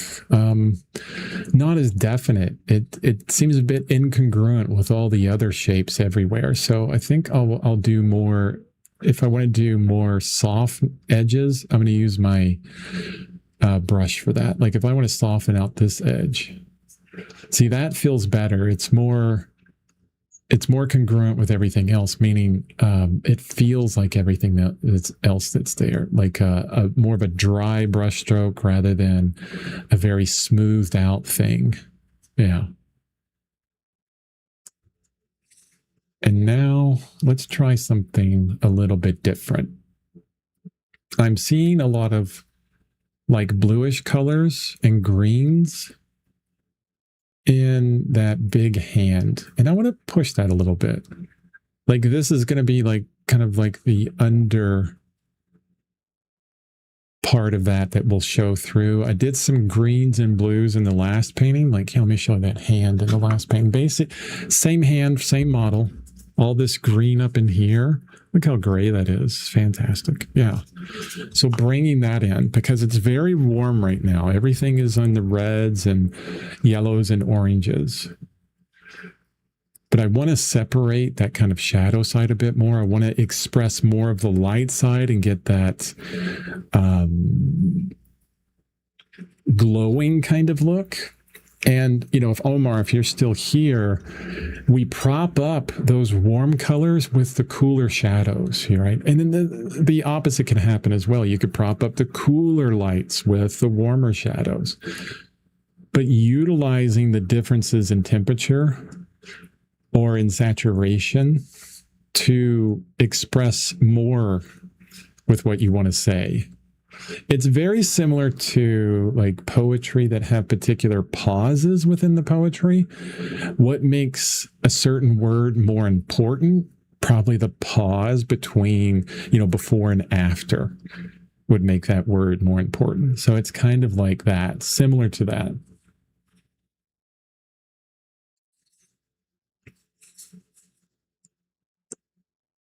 It's kind of like, how do we know when everything is going wrong? It's because we've experienced everything going right, and vice versa. How we know everything's going right is because we can understand when everything's going wrong. How can we understand happiness in a lot of ways is because sadness was there. We understand like the duality of that. We see something being very bright and saturated, better word there, saturated, because we've seen things very gray. Like a very saturated color looks even more saturated when it's on gray, like my palette here. Like this yellow here, this is a great example. Look at this. This yellow here on my palette looks super yellow compared to right there on white. Not as much, relative. All about its relativity. It's like Einstein is here trying to help us paint. The theory of artistic relativity. Still a theory. Okay.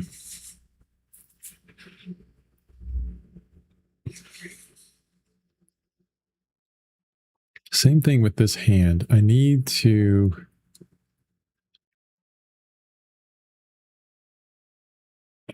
be a little bit more purposeful on some of it. Or do I? Let me kind of sit back. Okay, let's look at the digital image first. I'm going to look at the digital image. Let's make it a little bit bigger. This feels a lot lighter on stream than it is in real life. It's a little bit darker as I'm looking at it. Could be my monitor. You know, we never know.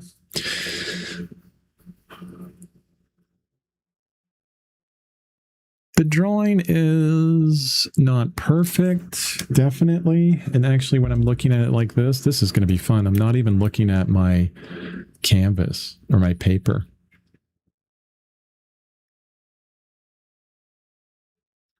I am cheating a little bit. Here, let's really cheat on this. You want to see some digital cheating? Let's go. Let's do this. So I'm going to take my reference here and we're going to put it right next to my canvas, my paper. I keep saying canvas, but it's paper. And I'm going to make it the exact same size, just about. Yeah, pretty much that's there. Just, yeah, look at that. Direct comparison. So we're doing some site size measurement here. What does site size mean? So if what I can do is I can draw some horizontals like directly through. Let's say that we're looking at right where the shadow of this arm meets right there. And dude, I love showing off how bad I am in a lot of places. A lot of artists don't want to show you where they suck. No, I want to show you this because if I show you this where I'm sucking, it's going to make you feel a lot better about yourself, hopefully. That's why I'm here. I want to make people, I want to make bad paintings and make everybody feel great. But I want to show you where I'm off because if I can show you where I can get on closer in accuracy, then you can see what I'm talking about. So if I look at, this arm over here, shadow shapes going up into the pit of it. Basically, this line here goes up to here, right? And if I draw a horizontal, we can see horizontals a lot easier as humans. All the way over, it's probably not going to meet with it. Like this is a little bit higher than over there on that side. Look at the shoulder, right where that hand kind of turns, the little angle of the wrist, where that breaks should probably be up there. Are you seeing this? Hopefully you're seeing all the problems with this drawing. Maybe this is pretty good, right where that forearm passes out of the side of the picture plane and on the other side over here. It's probably right in the same place, I would say.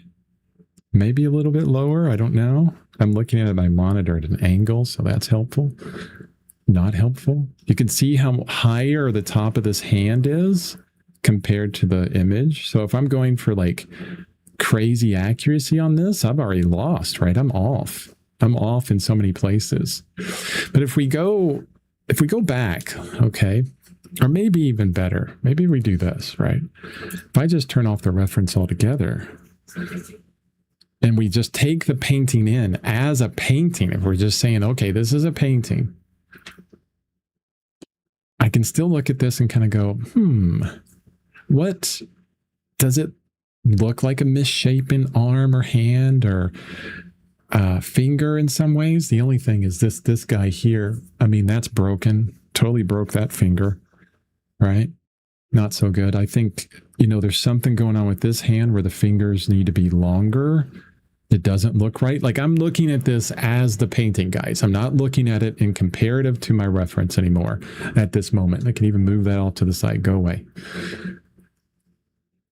We have two different ways of looking at things. I can go into this and I could say, oh, it's off. And then go, no, it's fine. It still makes a good painting. It's not inaccurate. And choosing where you want to be on that line is important. It's very important. So right now, I want to get things a bit closer. And number one, let's get rid of that broken finger.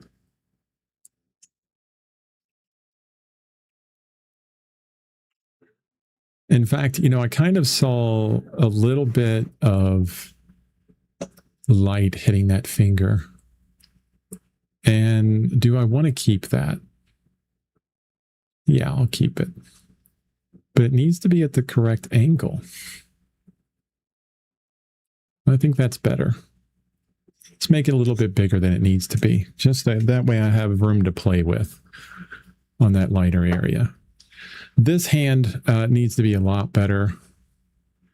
I need to figure that out a little bit better than it is. The best thing I could do there is this. Let's just get rid of all of it right now. There's going to be a bit of a halo there, a bit of an after image of what I put down. So that can help me get it back into place. That larger palette knife is not scraping out as much. Let's just get rid of it altogether.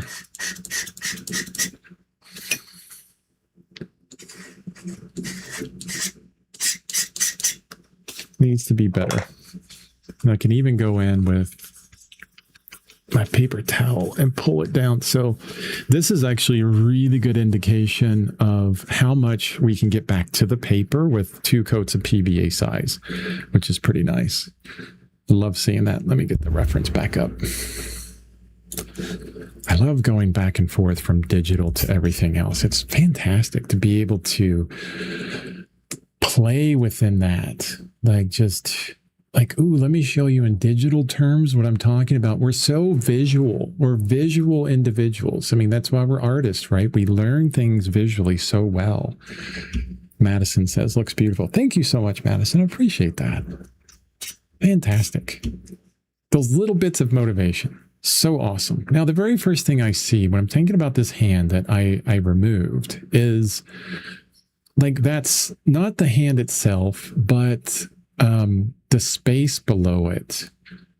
And I think that I had too much space below it before. What I can do is go back to a little bit of cheating and see.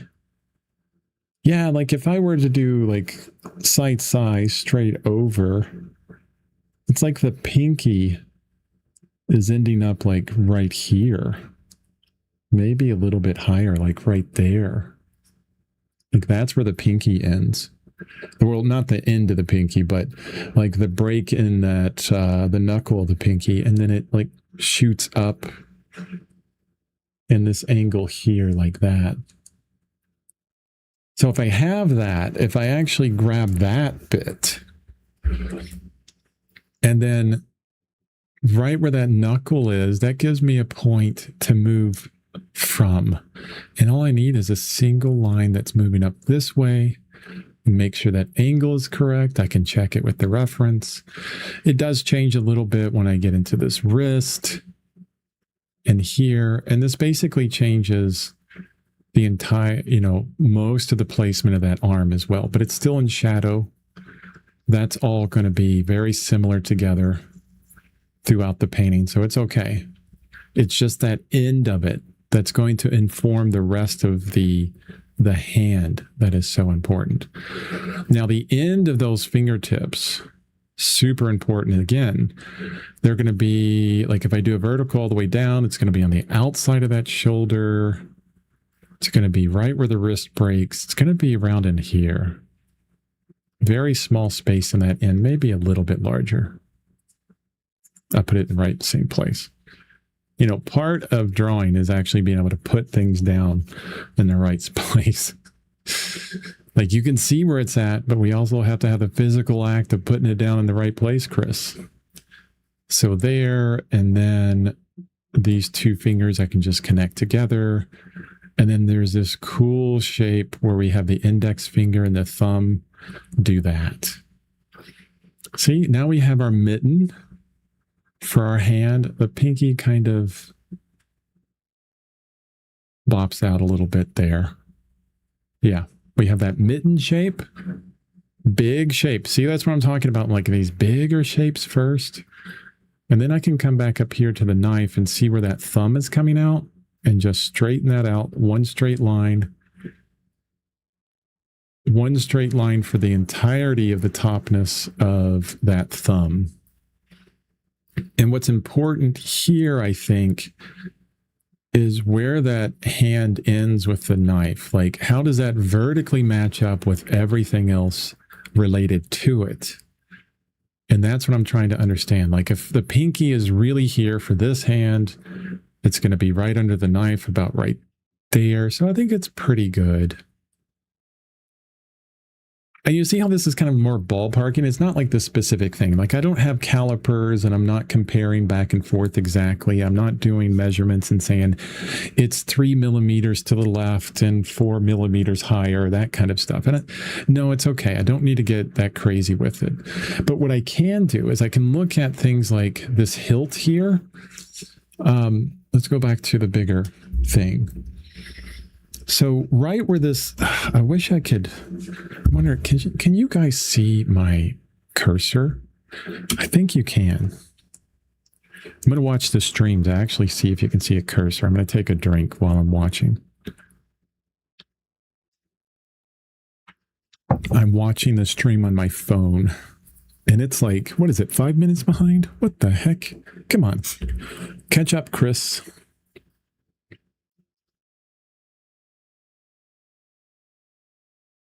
I'm learning as I'm going. Okay.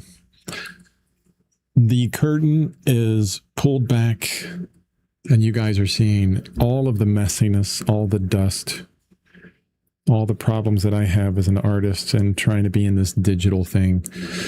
But hopefully you can see my cursor there. Let's see. I'm still waiting for the stream to catch up. I don't think you can. No. I don't see my cursor. No cursor. Okay. I wonder if there's a setting. There has to be a setting. I know there is. Probably not while I'm streaming. I can't change it. Anyway. Okay. You can't see my cursor. How can I do this? Okay.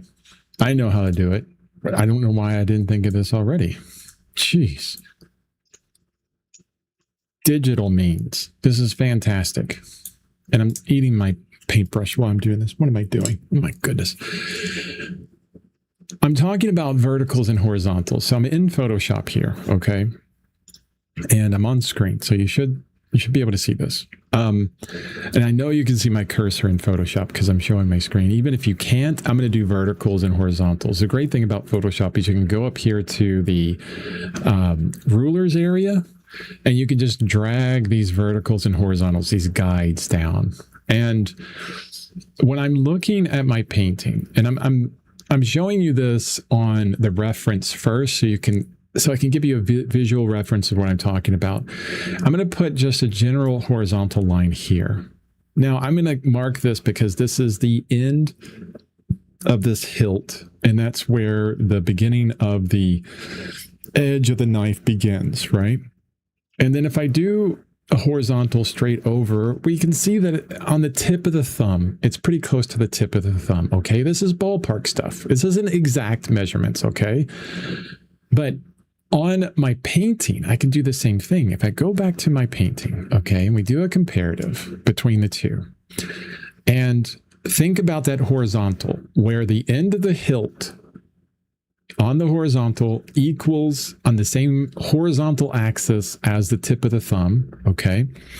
And then we look at my painting, and I know that where I place the tip of the thumb is here, right in this little area. So that's the tip of the thumb. When I go straight over horizontally, the bottom of that hilt should be about right there. Close to it, right? Right where the top of that thumb is, the meat of the thumb, is the other part of that hilt. We can see that because those two lines meet. You see how important that horizontal is? Because at first I was thinking, oh, that needs to be a bunch further down. And it probably, no, it's actually good. It's good in the right place. That's good. And we do the same thing with verticals, okay? Because I was measuring something else before. Let me go back to Photoshop, change my screen. And I was talking about this before. Let me zoom out just a little bit. Whoa, not that far. Come on. How about Alt? Will that zoom in? There we go. Yay. Photoshop, thank you. And I love looking at points where like two lines cross, like two contour lines cross, like right here. Let me put a vertical mark on that. You see that those two lines cross there? That's a good point to grab onto. Another one is where like ends of triangles, like you see this negative shape in the arm here. All these little points where they end. Perfect little points to draw to when we look at our painting. We want to get something a little bit closer in accuracy to our reference. We can overlay a vertical with our mind on top of our painting and go straight down and go, oh, okay, the end of the thumb is right there. And that's where that is. As long as we have one point that's pretty accurate or pretty close, we can start getting these vertical and horizontal measurements a little bit accurate. We can get more accurate with what we're doing. I mean, for example, we go back to this hilt of the knife and the tip of the thumb. Just a little bit lower than that is where the bottom of this forearm is. It gives us a better understanding of locations. And I run through drawing like this constantly. I'm constantly going through, and in my head, I'm placing verticals and horizontals everywhere. And I'm thinking, you know, this is where that meets here on this line, and it should drop straight down at the end of that thumb. So if I place the thumb here and then I do a vertical straight up, it should be pretty close. The other way you can do it is like do a measurement, like take a measurement like this, and then go, okay, the pit should be right there. So it should be a bit further over, honestly. It should be about right there. And then we do the sight size to get some comparative horizontals where you can see that that pit needs to go maybe a bit further down, like right there probably. That's probably a better location. Maybe the angle's off. Hopefully that makes sense. It isn't like the first time I'll do it. Basically, I mean, to say it another way, because I like saying things multiple different ways. So, I mean, because we all understand things in different ways. And sometimes if you could say it three different ways, three different people understand it better. But we know how to grid something where you do a grid over your entire painting and then you do a grid over your entire reference. Think about doing that, but you're doing it in your head. You're basically placing a grid over the entire reference and painting in your head. So now that I have that knife in a good placement, and I could start with this knife right where that's at, the hilt of it, and move out from there to the whole painting. And actually, now that hit me in the head, lightning has struck my brain. If anybody has ever watched the movie Hook with Robin Williams, you know what I'm talking about. Lightning has struck my brain. I think this is going to be my focal point. This hilt of the knife, that little shine there. So let's prepare for it. I'm going to remove as much paint away from the shine of that hilt as I can. That's going to be where the entire painting is focused. Everything on this entire painting is going to serve that moment right there. If I'm up here painting the head of this person in the background, it will speak about that knife in a certain way. It will affect that. If I make this super bright and it's super bright up there, it's going to affect the knife. But if it's grayed out, if it's pushed back, it's going to help that knife shine forward, okay? That's my focal point. Awesome. Love it. And it makes sense. I mean, that's where the whole narrative of this painting is. That's where the narrative happens. You know, someone is maybe... The way I'm kind of moving through this and the narrative of this painting, because it does have a very definite and specific narrative, a bit of an easier narrative, right? We can understand it pretty quickly. I mean, someone has a knife in their hand, yeah, violence is going to happen, or maybe it's potential energy, right? Potential possibility is there. So it's a little bit easier. Here's a very cheap brush you can buy on Amazon. There are 50 of them for like $2. They're the worst brushes in the world for most things except for removing paint off of a canvas, and in a very soft way. I like them for that. Just lightening up this area to get a better understanding of the curve of this finger around the knife. Like, all I've been doing this whole stream today is drawing in paint, understanding the painting a bit more with every stroke. Ooh, I really need to be careful with putting my head in front of that camera. I'm watching the stream, watching that happen. And it seems very warm on my phone, like it's kind of yellowish on my phone. I have to change the Kelvin on my camera so it's a little bit cooler than that. I bet you the iPhone has better color, so it's probably a bit more accurate to what everyone's seeing. But we don't know. We don't know. Every monitor's different. Okay, I'm getting off into nothing now. I knew this would happen. I knew that going into this painting that I was going to be focusing on the same exact things as I focused on for the last painting, which was, that balance of expressiveness with accuracy, especially with hands, and thinking about shape and paint first. But when you deal with hands, the drawing is going to take over a lot. It needs to be. We need to have well-formed, human-looking hands, or else it's just going to be distracting.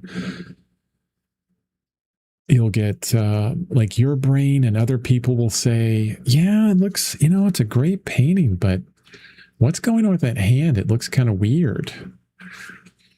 It's a great thing about humans is since we were born, we've constantly looked at other humans. We looked at other faces. We've looked at hands. And where things are a little bit different. And what's funny about that is we've seen a million different hands that have a million different looks, right? But we know when something's a little bit misshapen, like it's a little bit different. Like when we do a drawing and it looks a bit weird, we feel that weirdness. We're like, oh, that's not really doing what a hand does, right? And I'm staying away from the words like normal, because, there is no normal anymore, right? Hands can look a million different ways, but what I'm talking about specifically is that kind of feeling that we get where it doesn't look right. And we can lean upon that. Because a lot of times we can look at it as a negative thing because we have this innate ability to see when a face is a little bit wrong, a little bit off, even if we haven't seen the reference. It doesn't look so right, but we can lean on that. And it's telling us, where to go, like how to get better at it. One of the most fun things to do, you can go into like a museum where they have paintings that were painted like hundreds of years ago, or hundreds of years ago, or even, well before photography, right?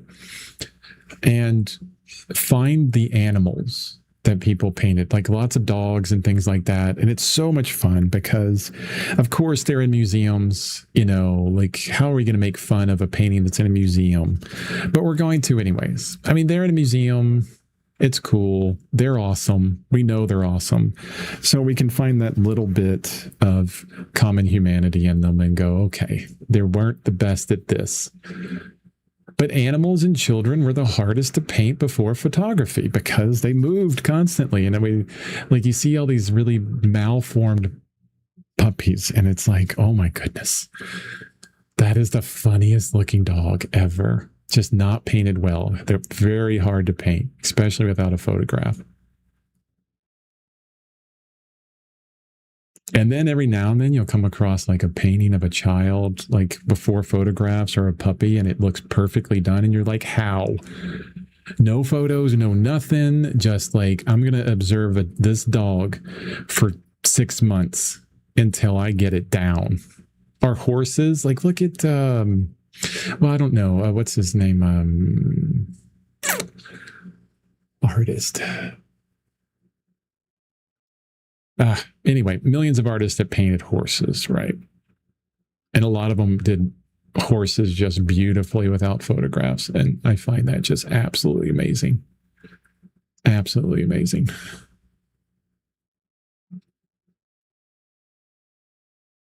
It was like, oh, you need to paint this battle scene back in the 1600s or something. 20 different horses. Velasquez, there you go. And it's just beautiful. It's like, how? I don't get it.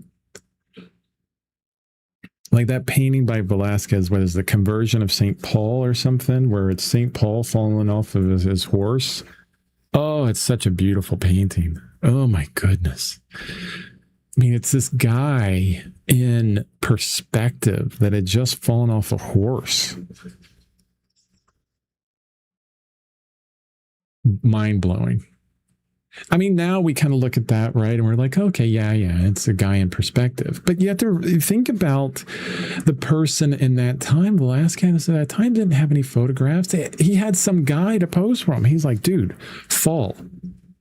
Yeah, fall down. And the guy's like, what? What do you mean fall down? Just fall for me. I need you to fall from here to here. He's like, no, that's going to hurt. I need to make a painting. My name's Velasquez. I have a sword. You're going to do what I say. I'm pretty sure that's how the conversation went, because Velasquez wasn't a nice person. Yeah, just fall. Yes, sir. How much you paying me for this? Nothing? Okay, fine. Whatever. Yeah, that's all they had at that point. Beautiful, amazing painting. Or maybe he's like, I'm going to immortalize you for life in this painting. You're going to be St. Paul and you're going to fall down.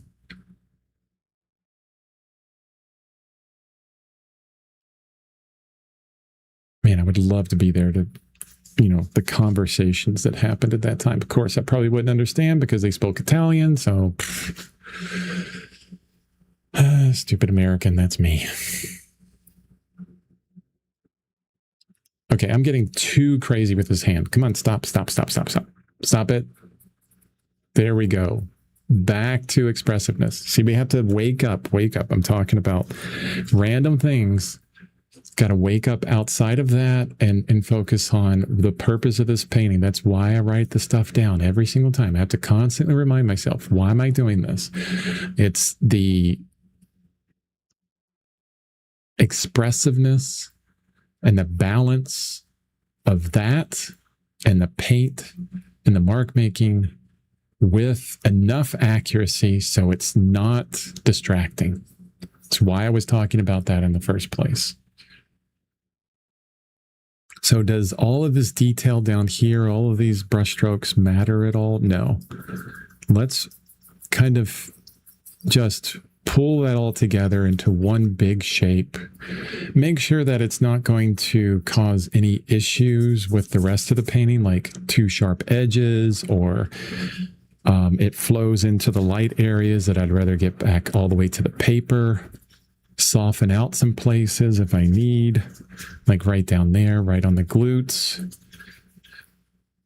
The funny thing about the word glutes is you start figuring out all kinds of words you can use on streams and stuff like that without saying but or the A word. Right? Glutes. Glutes are fine. We could talk about glutes all day, but if you say the A word, no, now we got a problem.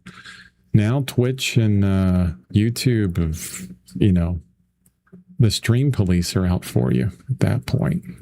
I want to gray this out. That was important to gray that out.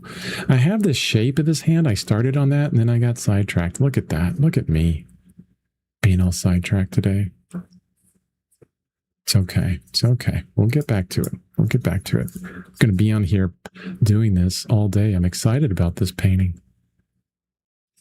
The sharpness within this knife is important. Like that bright light, where it begins, how it flows through, and where it ends And I got super lucky that I could make this palette knife that exact same width. Look at how gorgeous that stroke was. Yes. Yes. And you're going to fall multiple times, right? Yeah. It's not just once.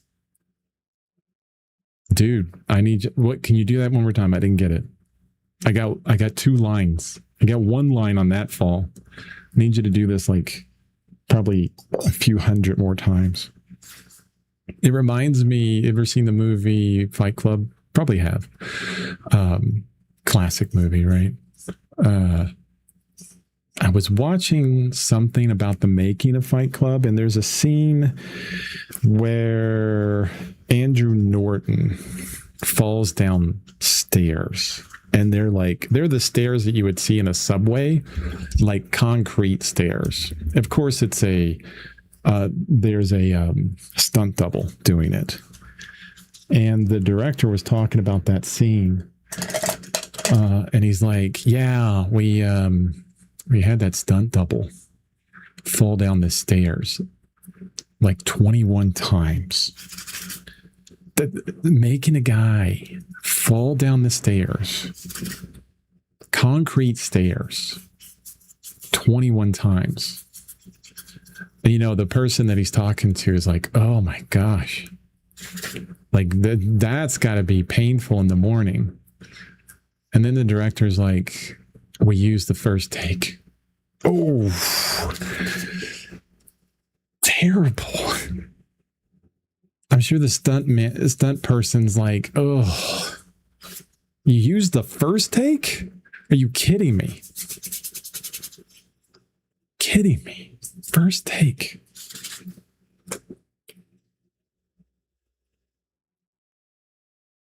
Okay, I'm feeling really good about everything down here now. As soon as I kind of brought all of that together, really kind of softened it out into singular shapes, singular kind of like shadow areas, it feels more cohesive. And I don't feel like anything within here, as I look at it, except for the hand. I need to figure out that hand, of course. I don't feel like anything here, maybe the sharpness of this edge, is going to prevent me from moving through the painting further and causing an issue. Like a lot of this may stay through the painting, and it's just going to help rather than hinder. And what do I mean by that? Sometimes you'll this line right here that is defining the exterior contour of all those fingers together. If I left that and let it dry, it's going to be a problem. I'd have to paint white into it, when I want to keep the white of the paper or something. So that's going to have to change before I finish today's session. There's certain things that we get into, and it's like, oh, you need to move through that to prepare for the subsequent sessions, right? Like it has to be enough there to help you out, but not so much that it prevents you from moving into certain things you want to move into. Yeah, so I'm going to get more into kind of softening and edges in a moment. Let me figure out the major shapes in this hand. And I'm going to start right where the hilt of that knife is.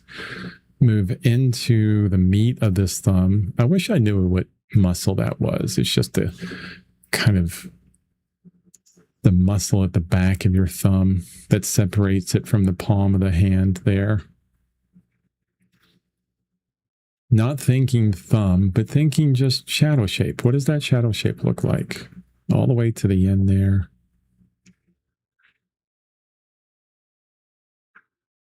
And I really wish I didn't get so exact with it in this, or feel like I needed to be so exact within this drawing, but that's how it's rolling right now.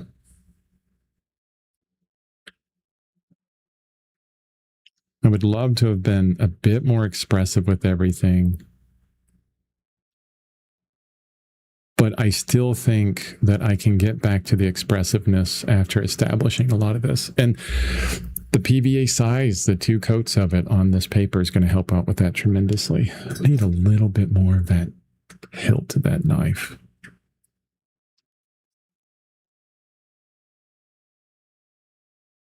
Yeah.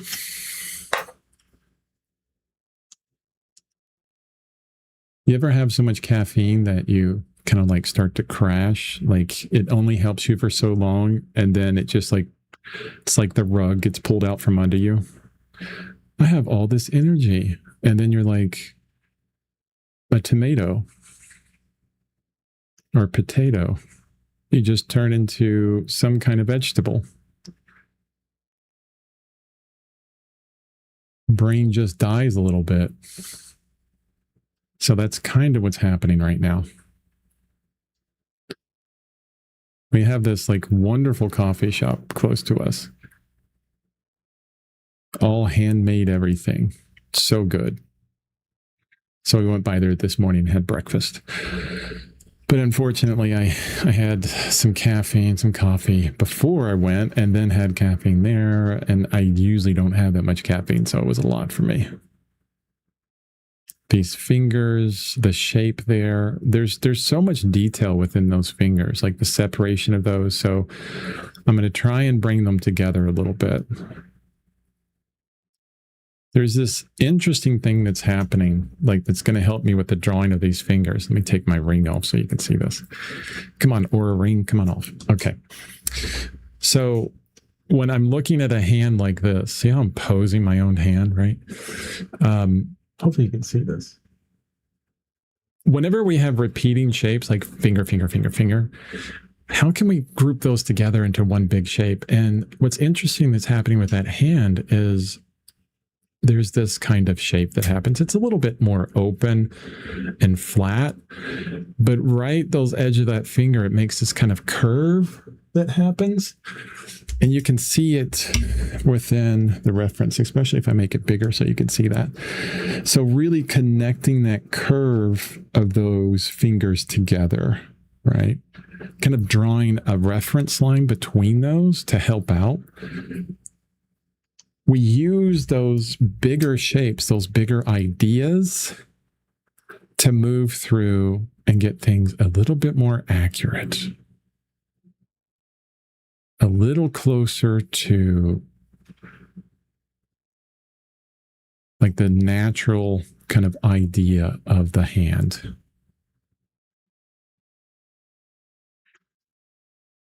And I feel like all of us have, like we all develop like our own kind of language for moving through a drawing or a painting, or, you know, the accuracy in a hand in some way, or the accuracy of a face. Like we have this simplicity that we utilize to understand complex shapes a bit easier, a bit better. One of the most famous ones that is really cool, the Loomis head, Andrew Loomis, Loomis. So it's an abstraction of the head to understand it a bit more. So let's abstract it out into the bigger shapes, the bigger idea of these fingers or this hand, and then utilize that to find the more like accurate details of things. So I'm really focusing deep on the drawing there, focusing deep on the drawing. And it's going okay. There's a lot of lines and it becomes really confusing. So let's go back to form, big shadow shapes. Let's put in some shadow shapes here to really get back to those bigger shapes and simplify. Better understanding of these fingers. Yeah, there's some lighter areas that I'm going to go right over and just ignore for the moment. It's okay. Can scrape back into it. Getting that bigger understanding. I think even that pinky is dark there.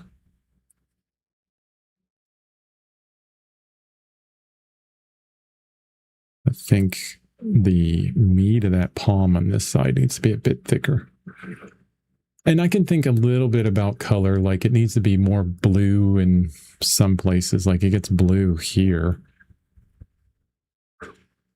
Like changing that hue up, but then warmer as we get closer to the end of the fingers. Is it the exact color? No, it's not the exact color.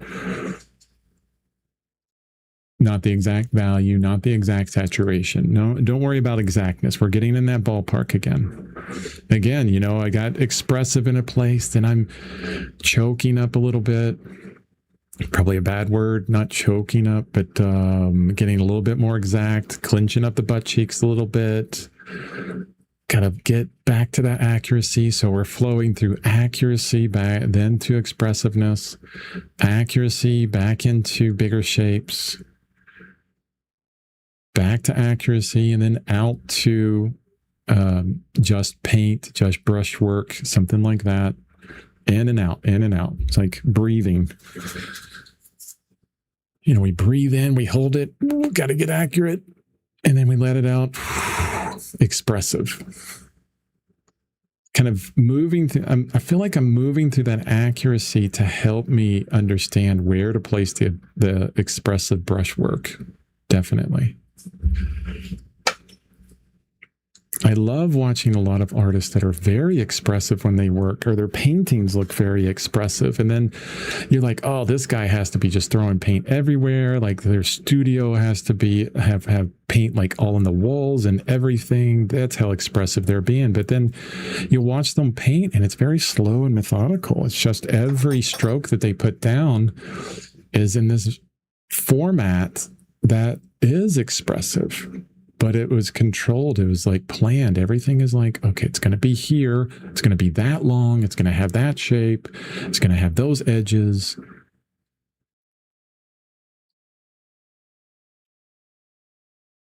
And the stroke itself became an expressive act.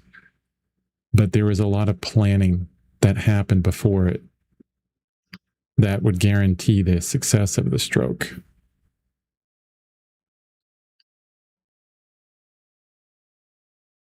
Yeah.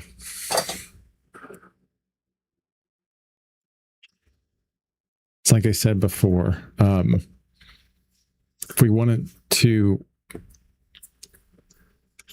do the game-winning home run in the World Series, we have to be willing to strike out in the World Series as well. But we can do a bunch of planning to help us be as successful as possible within that at-bat on the World Series. I'm talking about sports like I know sports. I mean, honestly, I never watched sports, not big into sports, but you come into like so much good analogy within sports. Also writing and art, there's so many good analogies within that. Music and art. I'm reading a book. I want you guys to see this. This is interesting. Derek Sivers. I love Derek Sivers. And this is a book I'm reading. I've read it before. Your Music and People. Creative and Considerate Fame by Derek Sivers. He has a few very small books. And it's mostly about music, creating music and things like that. But there's so many analogies to music and art. So yeah, I'll show that again. Your Music and People, Derek Sivers, fantastic book. It feels good too. So much of our world as artists, and maybe a lot of you artists out there that are listening to me right now can understand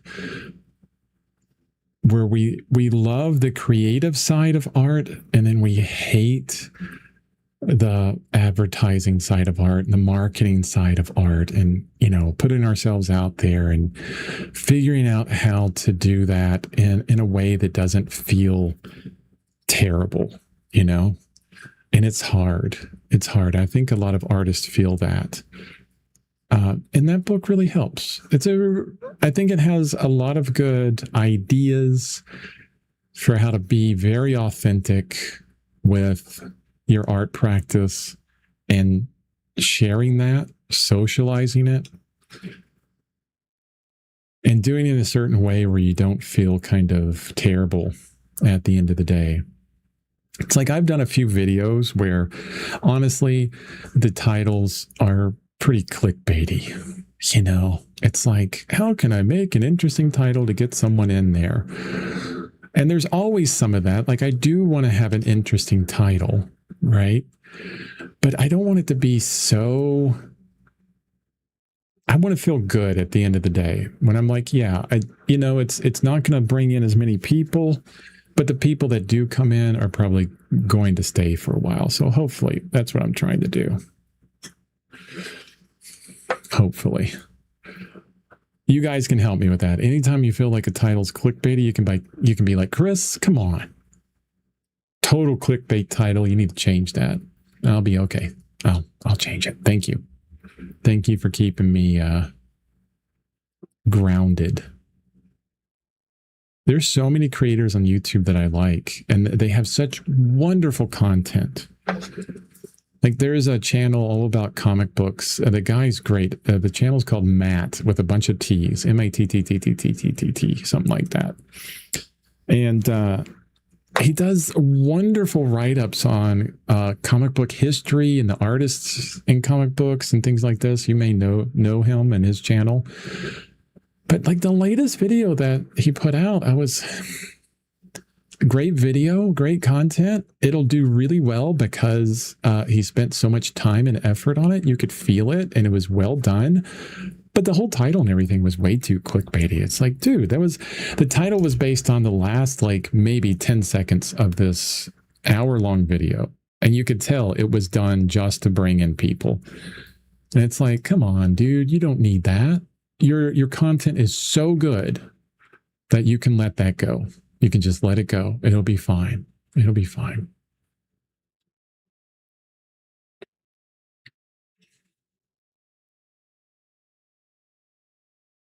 Okay. I'm still unhappy with that hand. Not liking it. Not liking it at all. I do like this one. This one's better. This hand here is better. This one, not so much. Not so much. I need to be specific on that. I need to get through some objective language to it so that I don't like it turns into something actionable. It doesn't look right. How can I make that language actionable? Well, it's the drawing. Okay. Yeah, it's definitely the drawing of it. So let's do some comparative measurement to get, move back to the bigger shapes. It needs to be speak more to the bigger shapes on this. I don't mind the thumb. It's all these fingers that are the problem. So let's move back to the bigness of it a little bit. The painting needs what it needs. If anytime we move into a painting and we're like, I need to get this finished in a certain amount of time, almost 99% of the time, the painting's going to go, oh, really? Hold my beer. You need to finish this in a day? Yeah. Here's wrench and here's your plans. I throw wrench. That's what your painting's going to tell you.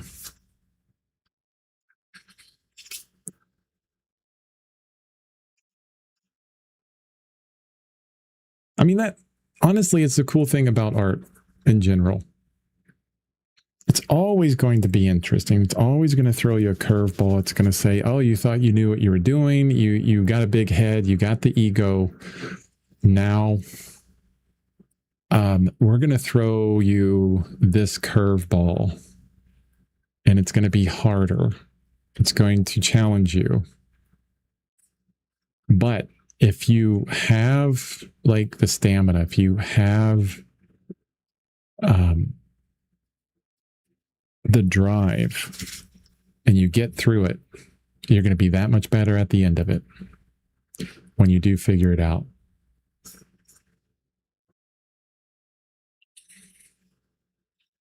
Yeah, I think what I need to do is like really just squint down on this. Like that shape ends at the end of that thumb. Needs to be lighter. I'm working very light right now. I'm being tentative. Like all these colors, look how light this is. This is like a white mixed with everything, right? but I want that lighter. I'm being tentative because there is a lot of drawing here, and I'm preparing for possibilities. Future possibilities. Easiness to scrape it back if I need to. Okay. So if I squint down and I just look at these shadow shapes, if I'm closing my eyes just a little bit, not, I just forget that they're fingers, Chris. Just look at that shape there. Just look at that shape of the shadow, those shadow shapes, and do that simply and easily.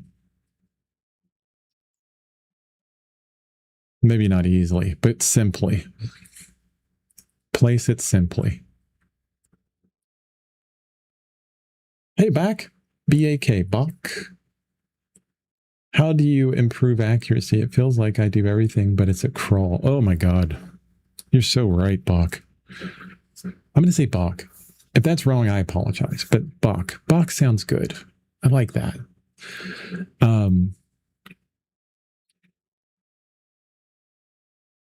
It is a crawl. I'm trying to think. The stupid answer to that, and I have a stupid answer to it. It's not an untrue answer, but it's a stupid answer to that. Draw more. It's a dumb answer. Okay. It doesn't help you at all. Okay. And I know it doesn't help you at all because I got that before. Oh, just draw more. But I'm going to take it further. Don't worry, Buck. I'm going to take it further. It will feel like a crawl. Let me tell you, it always feels like it's just like, I am not getting better. I've been working for months and it's not happening. Let's focus on that real quick.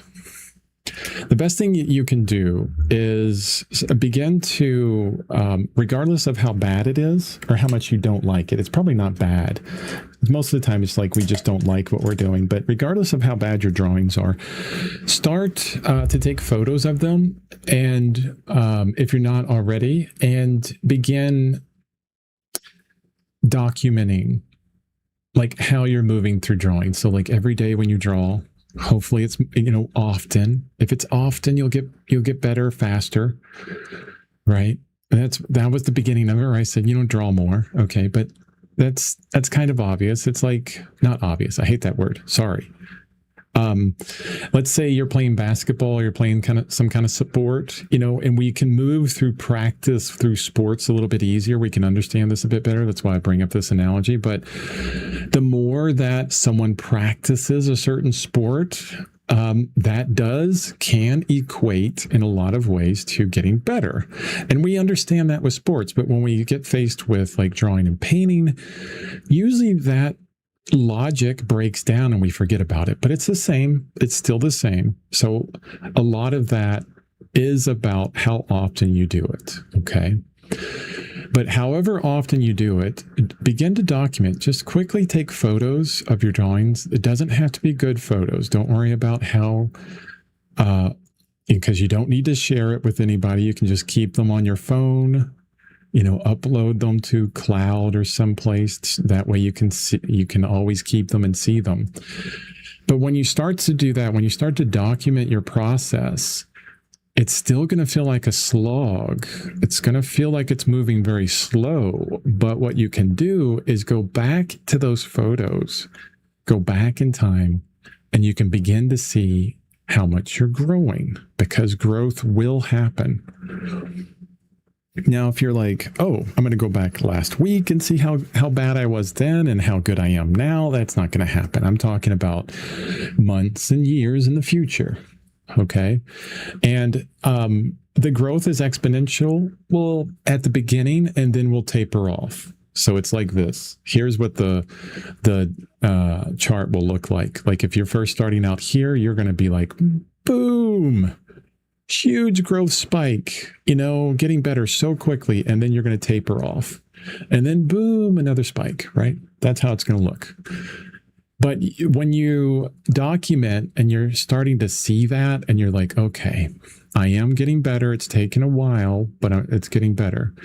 I used to do this like just within my week. What did I do this week? Like I felt lazy, like I didn't do anything. But then if I actually sat down and I started thinking about all the things I did in a week, I'm like, wow, I did do a lot this week. I just didn't bring any attention to the exact things that I did. And I think that that really helps out a lot. So that's number one. One piece of advice I'm going to say. That'll help you with longevity too. Because if you're watching yourself grow, even though it feels like it's super slow, at least you see that growth, like you're moving forward with it, you're getting better at it. You know, it's so much different than like a video game. We play video games and we can love them and we can play them all day long, you know, and it's so easy to do that because it's a constant like dopamine hit, a constant, like we're constantly growing, we're getting better. Like almost every moment we're doing something awesome. Life is stretched out a lot longer than that. Like we're on that video game, but instead of like every moment, it's like, you know, every month and a half, we'll see that next level of growth, right? So documenting is so important to kind of get us back to like how time moves in a more accurate way, more motivating way. So the next thing I'm going to say is iteration is so important. Like how often, how much can you iterate through your drawing? What do I mean by that? I'll explain that in a second. I just want to reference this hand real quick with the image. It feels better. That does feel better. It feels a bit more accurate. When I'm looking at the painting, it doesn't feel as good, which is more important than the comparative to the reference, but it is feeling better. Okay. We're making progress. That's good. Now, iteration. What do I mean by iteration? We want to try and iterate through the drawing process as quick as we can. I paint small exactly for that reason. So this is, I haven't painted this big in probably a few months. So this is 8 by 12. I've been doing a lot of paintings like 6 by 9, 5 by 7, 6 by 8, you know, little small paintings. And that's what I mean by iteration, not just in size, but like how many drawings can you get through in a short amount of time? Not moving fast, you know. I'm talking about like, how can you simplify your material, simplify the size so that, let's say you're working on faces or heads, specifically the form of a head, the shape of a head in a generalized way. Well, if you start a painting that is 18 by 24 and it has one figure in it, and one head, and you know you need to work on the drawing for that head, you probably spend 2 hours on the drawing for that head, and then you spend 2 months on the painting for everything else. You haven't spent a lot of time on drawing. And yes, when you're painting, you are drawing, but you've spent only 2 hours in a couple months on exactly what you know you need to spend more time on to get better as far as the drawing is concerned. Hopefully that's understandable. So if you spread out time in like a month or two, how much within that time frame can you have enough iteration so that you get to what you want to work on most often? And how you figure that out is up to you 100%. I could say work small, work simply. If it's something specific you're working on, you can focus just on that. Like, don't worry about finishing a piece. Like if you're just working on the general shape of a head or an eye or something like that, draw a whole bunch of eyes, you know, or a whole bunch of heads. You may want to finish paintings or something like that, but maybe it's best for you to, you know, focus on doing a bunch of heads or something, or whatever you're trying to draw, and as much iteration as possible. I like to finish paintings a lot, so I do smaller works. That way I can do that iteration and I can do paintings at the same time. I can have both. The one thing I don't like is telling any artist to stop what you're doing, stop the thing that you love to do, and then go back to like and draw for like 6 months or a year to get better at it, because you can't trust yourself with paint or something like that, you know. So you need to go back to drawing for a while. You got to be put in drawing jail, because that's what it feels like. We got to put you in jail and draw forever, and then maybe if you get better after that, you can be expressive and go back to painting. I don't like that. That's a one-way ticket to unmotivation and not feeling like doing it ever. Like if you love comic books or anime or whatever it is, it doesn't matter. And you're like, okay, I want to work through this comic book, but I need to get better at drawing in this way. Figure out how you can mix both working on that comic while going through the iterative process of drawing at the same time. So iteration is so important, because within that iteration, this is the third point I'm going to make, you can create a very small feedback loop. What are you talking about? Feedback loop? Holy cow. Never heard that before. Maybe you have. You probably have. Actually, most people that watch my stream are smarter than I am. So, feedback loop. I'll get into that in just a second. Just thinking about some shapes here.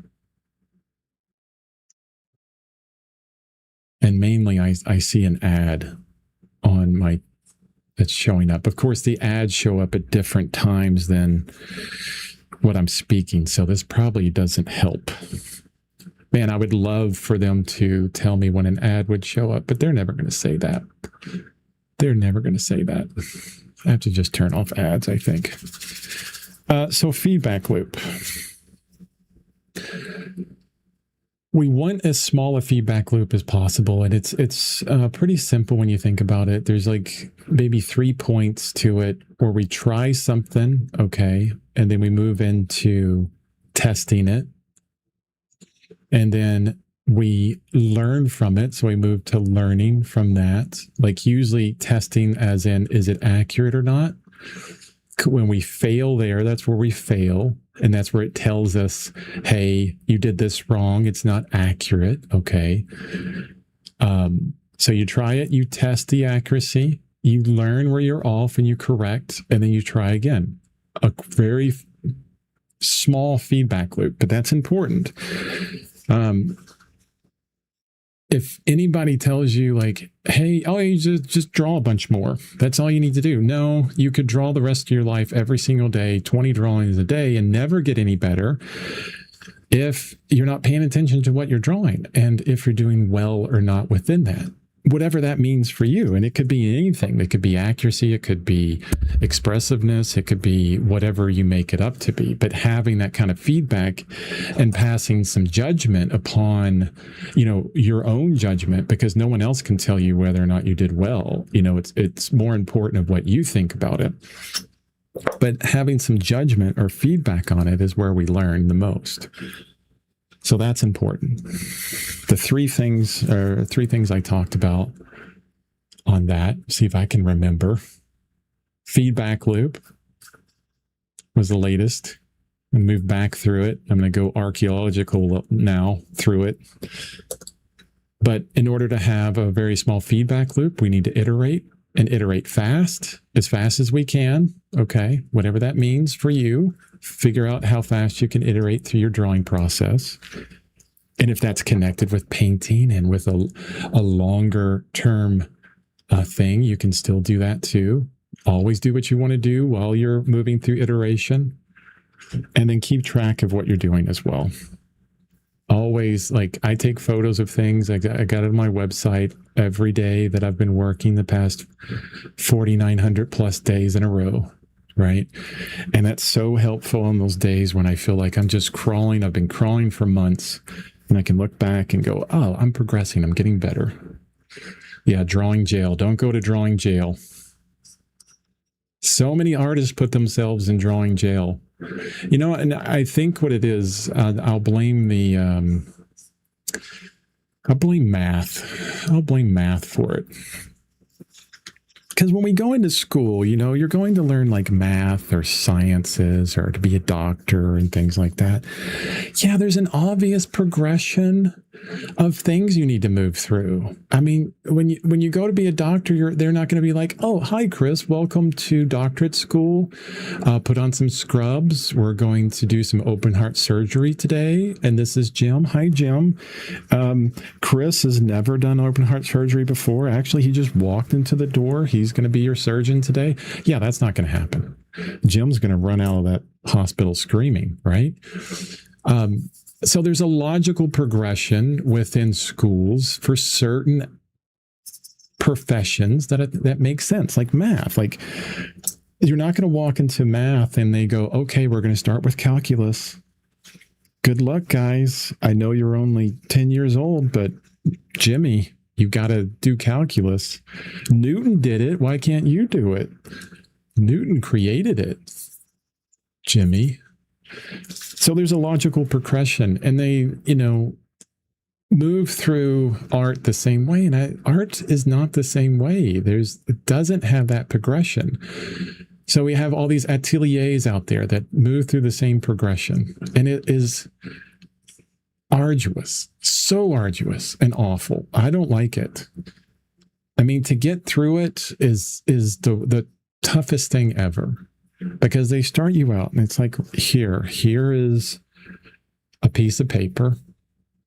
It's a very, very expensive piece of paper. You're just starting out. We're sure you're going to make a terrible drawing, but we're going to make you buy a very expensive piece of paper first, and very expensive charcoal. And you're going to draw that bust that you see in front of you. Okay. But we can't trust you to touch anything else.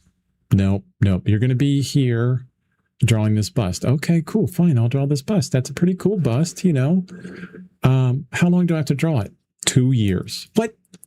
2 years? Yeah. You're going to be drawing this bust for 2 years.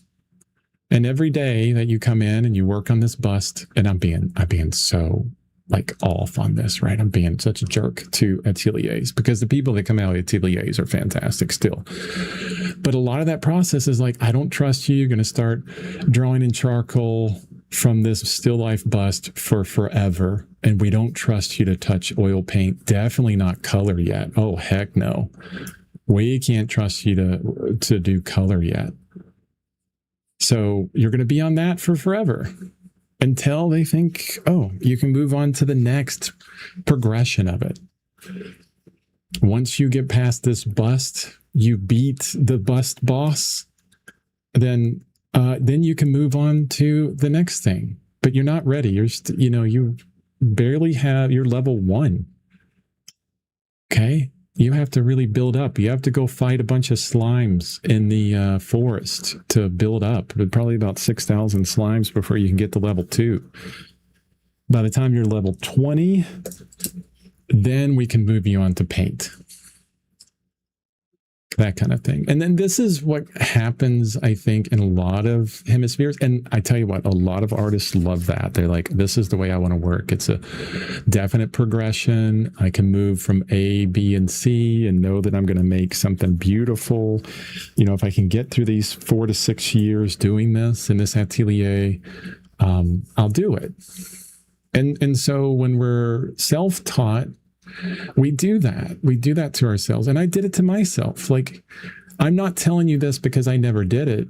You could go back in time on my daily art, and you'll see that I was moving through the Bargue book, Bargue. It's straight out of 18th century atelier, sight-size charcoal, working from these drawings. And I couldn't even get through that book. It was it was fun at first, but man, I lost interest pretty quickly. So it's very difficult. So we tend to do that to ourselves as artists. We think, oh, well, I see the Angel Academy in Florence, and I see like the artists that come out of that, and they're amazing. They're absolutely amazing. That's what I want to be like. And then you say, what's the curriculum? And that's what they put you through. It's a gauntlet to kind of move through that's very difficult. This hand is like way off. I think I need to scrape that down. Yeah, I need to scrape all that. It's a bit too dark too. We can get it back. We'll get it back. We can rebuild him. We have the technology. I'm an 80s kid, so if you get that reference, you're as cool as I am. And I apologize. But yeah, don't put yourself in drawing jail for a while. Try and find the through line between doing what you love to do, what you want to draw, and learning to draw at the same time. Okay. It could be, as simple as, okay, I'm going to move through this book that I bought that has a bunch of exercises. But, after I spend a few hours on that, I'm going to, go into painting. Or I spend a half an hour on, that drawing, or 15 or 20 minutes on the exercises there. And then I'm going to say, okay, I'm going to have some fun with paint. We can do that. We can make this art game our own. We don't have to do exactly what other people say, right? Yeah, I'm not liking that hand at all. And I'm on here for forever. It's already past 3 hours. I think I'm going to just soften all of this. Soften it.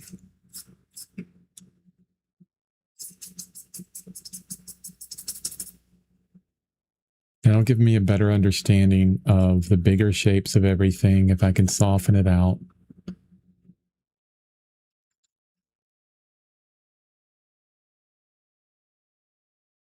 Okay, yeah, that hand is just way off. The placement isn't right.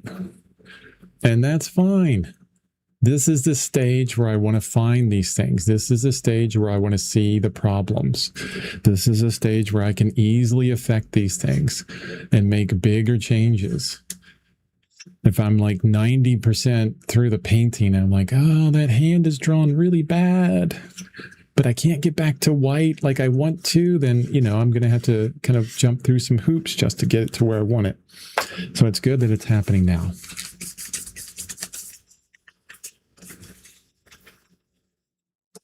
So, Bach, hopefully that's helpful. Let me know if those are helpful. Now, even though I denigrated schooling system, and especially ateliers, okay, definitely talk negative about them. There's some artists that come out of those that are just absolutely amazing. Just absolutely amazing. I, for one, can't get through it. I could never do that. And I think knowing that is probably the best thing. If you're like, the atelier thing sounds like the best for me, heck yeah, do it. Both feet, jump right in. Put all of your heart and everything into it. Get into that, And when you come out the end of that, you're definitely going to be a really good draftsman. You're going to understand value really well. And that's going to do nothing but tremendously improve your painting process also.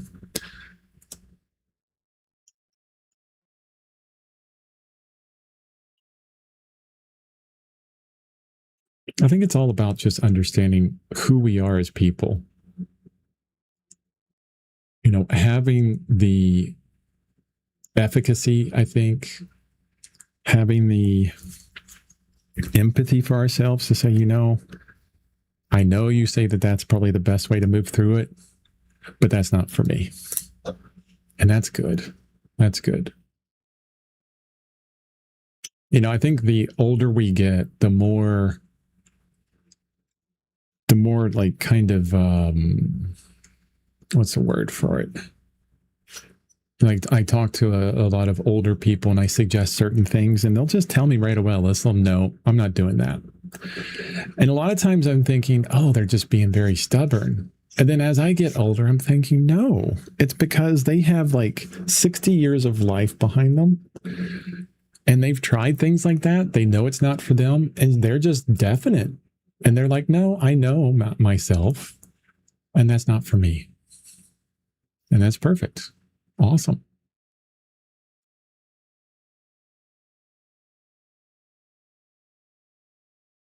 Lots of drawing on this. Lots of drawing.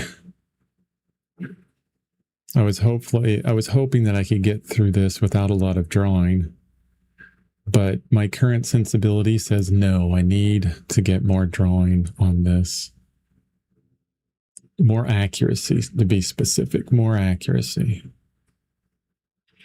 And to kind of bust that down to very simplistic terms, what is accuracy in drawing, Bach?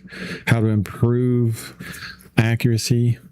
It's all about the ability to judge distances and angles accurately in relative terms to what you're looking at, right? So that judgment just takes time and effort to go through.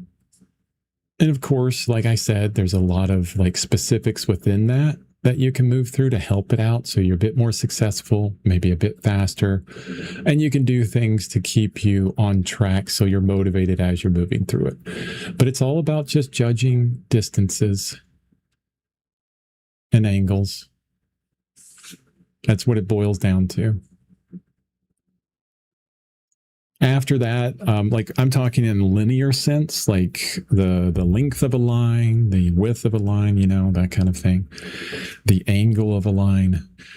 But after the linear idea of that, moving into form, the judgment of a shadow shape and the accuracy within that form, and then also how that form turns in space, and then understanding that.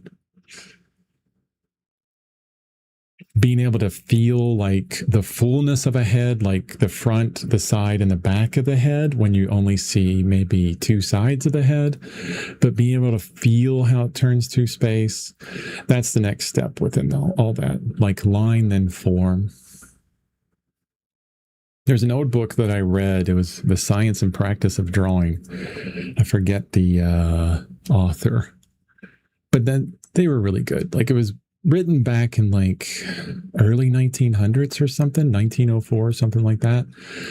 And they were talking about even then, like how a lot of schools weren't teaching like the practical aspect of how to get better at drawing.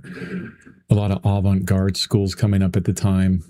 I was having a lot of trouble with that when I went back to school because the university I went to was more into postmodernism than, accuracy within drawing. So none of the teachers could really help me with that. They did help me understand narrative within art, how to understand art in different ways rather than, just about accuracy and naturalism, but to be able to push art in different ways, like the history of it. So that was fantastic. But when I was like, hey, how do you draw a hand? They're like, I don't know. Get a book on Bridgman, Bridgman's book. That'll tell you. I love this little negative space between the neck and the hand there. It's like the hand of this model on the shoulder of this model, and even this hand here, it feels like they're laying their hand on their back, but it's not a forceful thing. Like it's there, but only there tentatively. It feels tentative. It feels like I'm just laying my hand on you. I'm not grabbing you. There's no grab. There's no intention behind the hand. There's no tension in the hand. Maybe that's why. But the fact that I can feel that, I can feel like the lack of intention in that hand is amazing. This is how sensitive we are to the human body. And this is another reason why I love it so much, because we look at certain things and I go, oh, there's no tension there. There's no intent in that hand. Now think about that. When I tell you, when I say something like this or draw a hand that has no intent in it, no intention. You're like, what? How does that equate into line and form and shape? How does that equate into accuracy? How does that equate into paint or graphite or whatever? These are the complexities of art that we can get deep into. This is where, we get into like a contemporary idea of painting, where we're done with the idea of like trying to just draw something accurately. And we've gone to this other level where I want to draw hands that have no intent to them. I want to draw a courageous line. I want to draw a sad line, a happy line. When we think about art in those terms, you can see like the infinity of possibilities that can happen. And I'm looking at this hand and it becomes even more interesting when I think about it in this lack of intent within it. It's a hand that has emotion. It's telling me so much. And in order to describe that, I would have to probably really pull it apart several times, really think about it. Yeah. I think that's what my university really helped me out with, is thinking about art in a bunch of different ways, looking at different artists, because I used to be very obtuse when it came to art back in the day, when it was like, it was either John Singer Sargent or nobody. Like, if you're doing representational art or you're no good, like abstraction is stupid, right? Jackson Pollock doesn't know what he's doing. Like, my 4-year-old could do that, all these kind of commentary. When I just felt like I was really naive now that I think about that. There's still very contemporary art that I don't like, very modern art I don't like. But then there's a lot of very modern art that is not representational that I absolutely love. I think is amazing once you understand it on like a different level. Okay, that hand feels better. Let's see. Just the shadow shapes on that hand. That's all I need right now. So light. It's like, what is that? What is going on? There's nothing there, Chris. Yeah, and as I go through, I'll probably pull more out right now.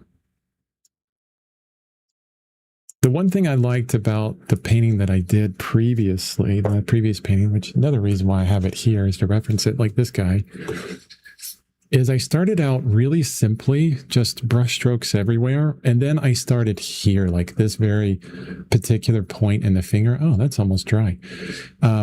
And then I moved out from there. Like I started getting like deep into the shapes at that point. And I'd like to do the same on this painting, where there's such generalization everywhere, just enough information and enough interesting marks to help me with the rest of the painting and also not get in the way of the rest of the painting. That's probably the most important thing, to not get in the way.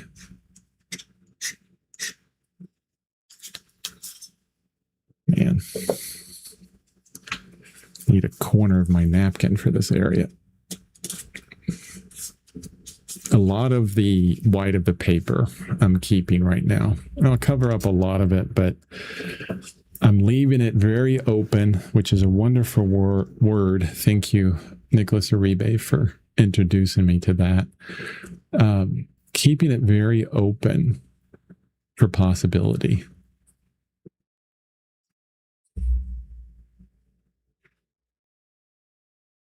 Still not getting into details like the bra and stuff like that, even the specifics on the hilt of this knife in a lot of places. Those will happen. Just a nice layer of paint that I can respond to within all these other shapes that I'm going to be working with.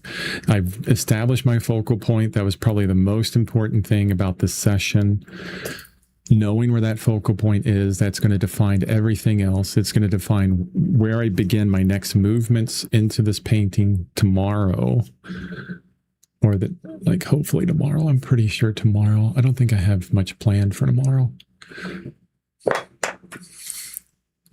One more shadow shape up here. I want to get this like bluish cast shadow from that finger and soften out some things too.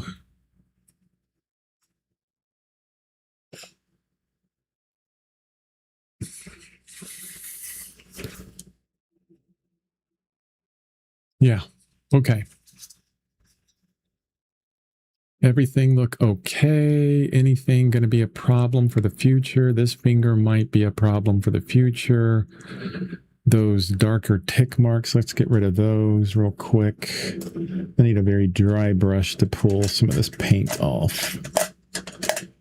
A dry, stiff brush.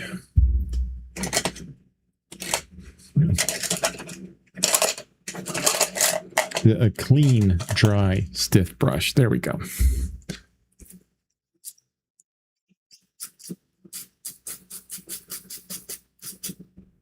Yeah, just soften all that out. Bristle brushes are great for that. Either putting on a ton of paint or scraping off paint. It's good for both. Bristle brushes. Hog's hair bristle. That's all I use them for. I don't use them for painting. I use synthetic on just about everything.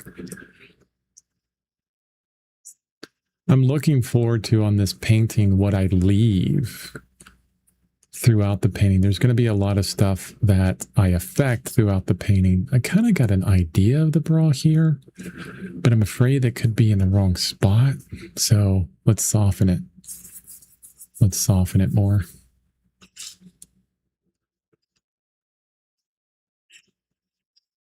I feel pretty good with most of the paint that's down, most of the texture, most of the strokes. I don't think there's anything on there right now that's going to be a big problem in the future, but I could be wrong. If I run into those problems, I'll definitely tell you why they're a problem. It's because I have understanding of how I want this painting to go, and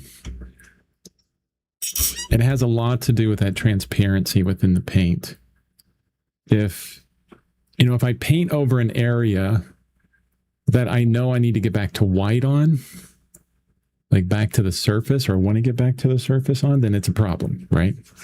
If I leave a very sharp edge,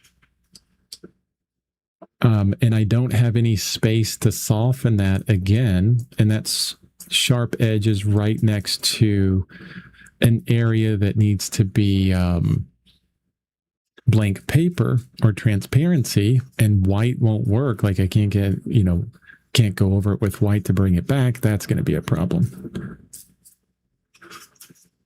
So basically hedging my bets on a lot of these things. Trying to set this up for success as best as I can, at least how I feel it would be successful. And like I've said before, I mean, every single painting we go into is a new painting. Every day is a new day. Start over. Got to build that fire again. Just like if we were camping or something like that. Fire has gone out with that previous painting. Got to build up that fire again. Move through it. A lot of the time it's repeating, a lot of repetition. We're still going to have to put out paint. We're still going to be using brushes. We're still going to be making marks. We're still going to be doing drawing. Those fundamentals of repetition that we deal with within our art practice. And that's part of it. That's like the kind of comfort that we can look forward to in a lot of places. Like if this is dark and I really want to bring back the edge of that body right there with some transparency, I think that's probably going to happen. So I'm going to scrape some of that paint out so the transparency is already there waiting for me when I get back to it. Same thing with the reflected light and the shadow on this arm. Let's pull some of that out just simply. It doesn't need to be perfect, just simply right there. Don't need to get too deep into it. You can see how simple that is. We got the light side, we got the Terminator shadow, we got the reflected light in the shadow area, just boom, done. I felt good about that because there's been so many years when that would have taken me like 20 minutes to figure out, and brushstroke, brushstroke, brushstroke, wrong, wrong, wrong. And then the more you do it, the quicker and easier you get at it. The faster you get at putting it down right the first time, the more you do it. Specifically, the more you do it and the more that you recognize where you did it well and you didn't do it well. Thanks for asking that question, by the way, Bach. If you're still here, I appreciate that. Okay. Good first session. A really good first session on this painting. I can stop watching my own stream now. Let's see. How do I do that? Just go away. Go away. Maybe I made it look good to the YouTube algorithm. I'm like watching my own stream. Oh, look at all these extra viewers you had. Yeah. Maybe I'll just have like 20 computers set up. Look at that. I could just talk to myself 20 times over. Wow. Anyway, okay. You got a lot done today. Skipping the graphite really saved time. I think so. I mean, and I'm glad you said that. That's really important. Let me go back to the painting. It's a little bit more interesting. Now, there's some sacrifices you can make on that. Sometimes a painting can go, or a drawing can go really quick. Like you just draw it out. And it's like, bam, just real quick. And you can get into the deepness of accuracy. But like one of the paintings I did before that was back here was like 3 or 4 days I was working on that drawing because it just wasn't working. It was problem. And a lot of times when you start out with paint, that can happen too. Like I'm just looking at this shoulder right now and I'm not liking the angle of that shoulder.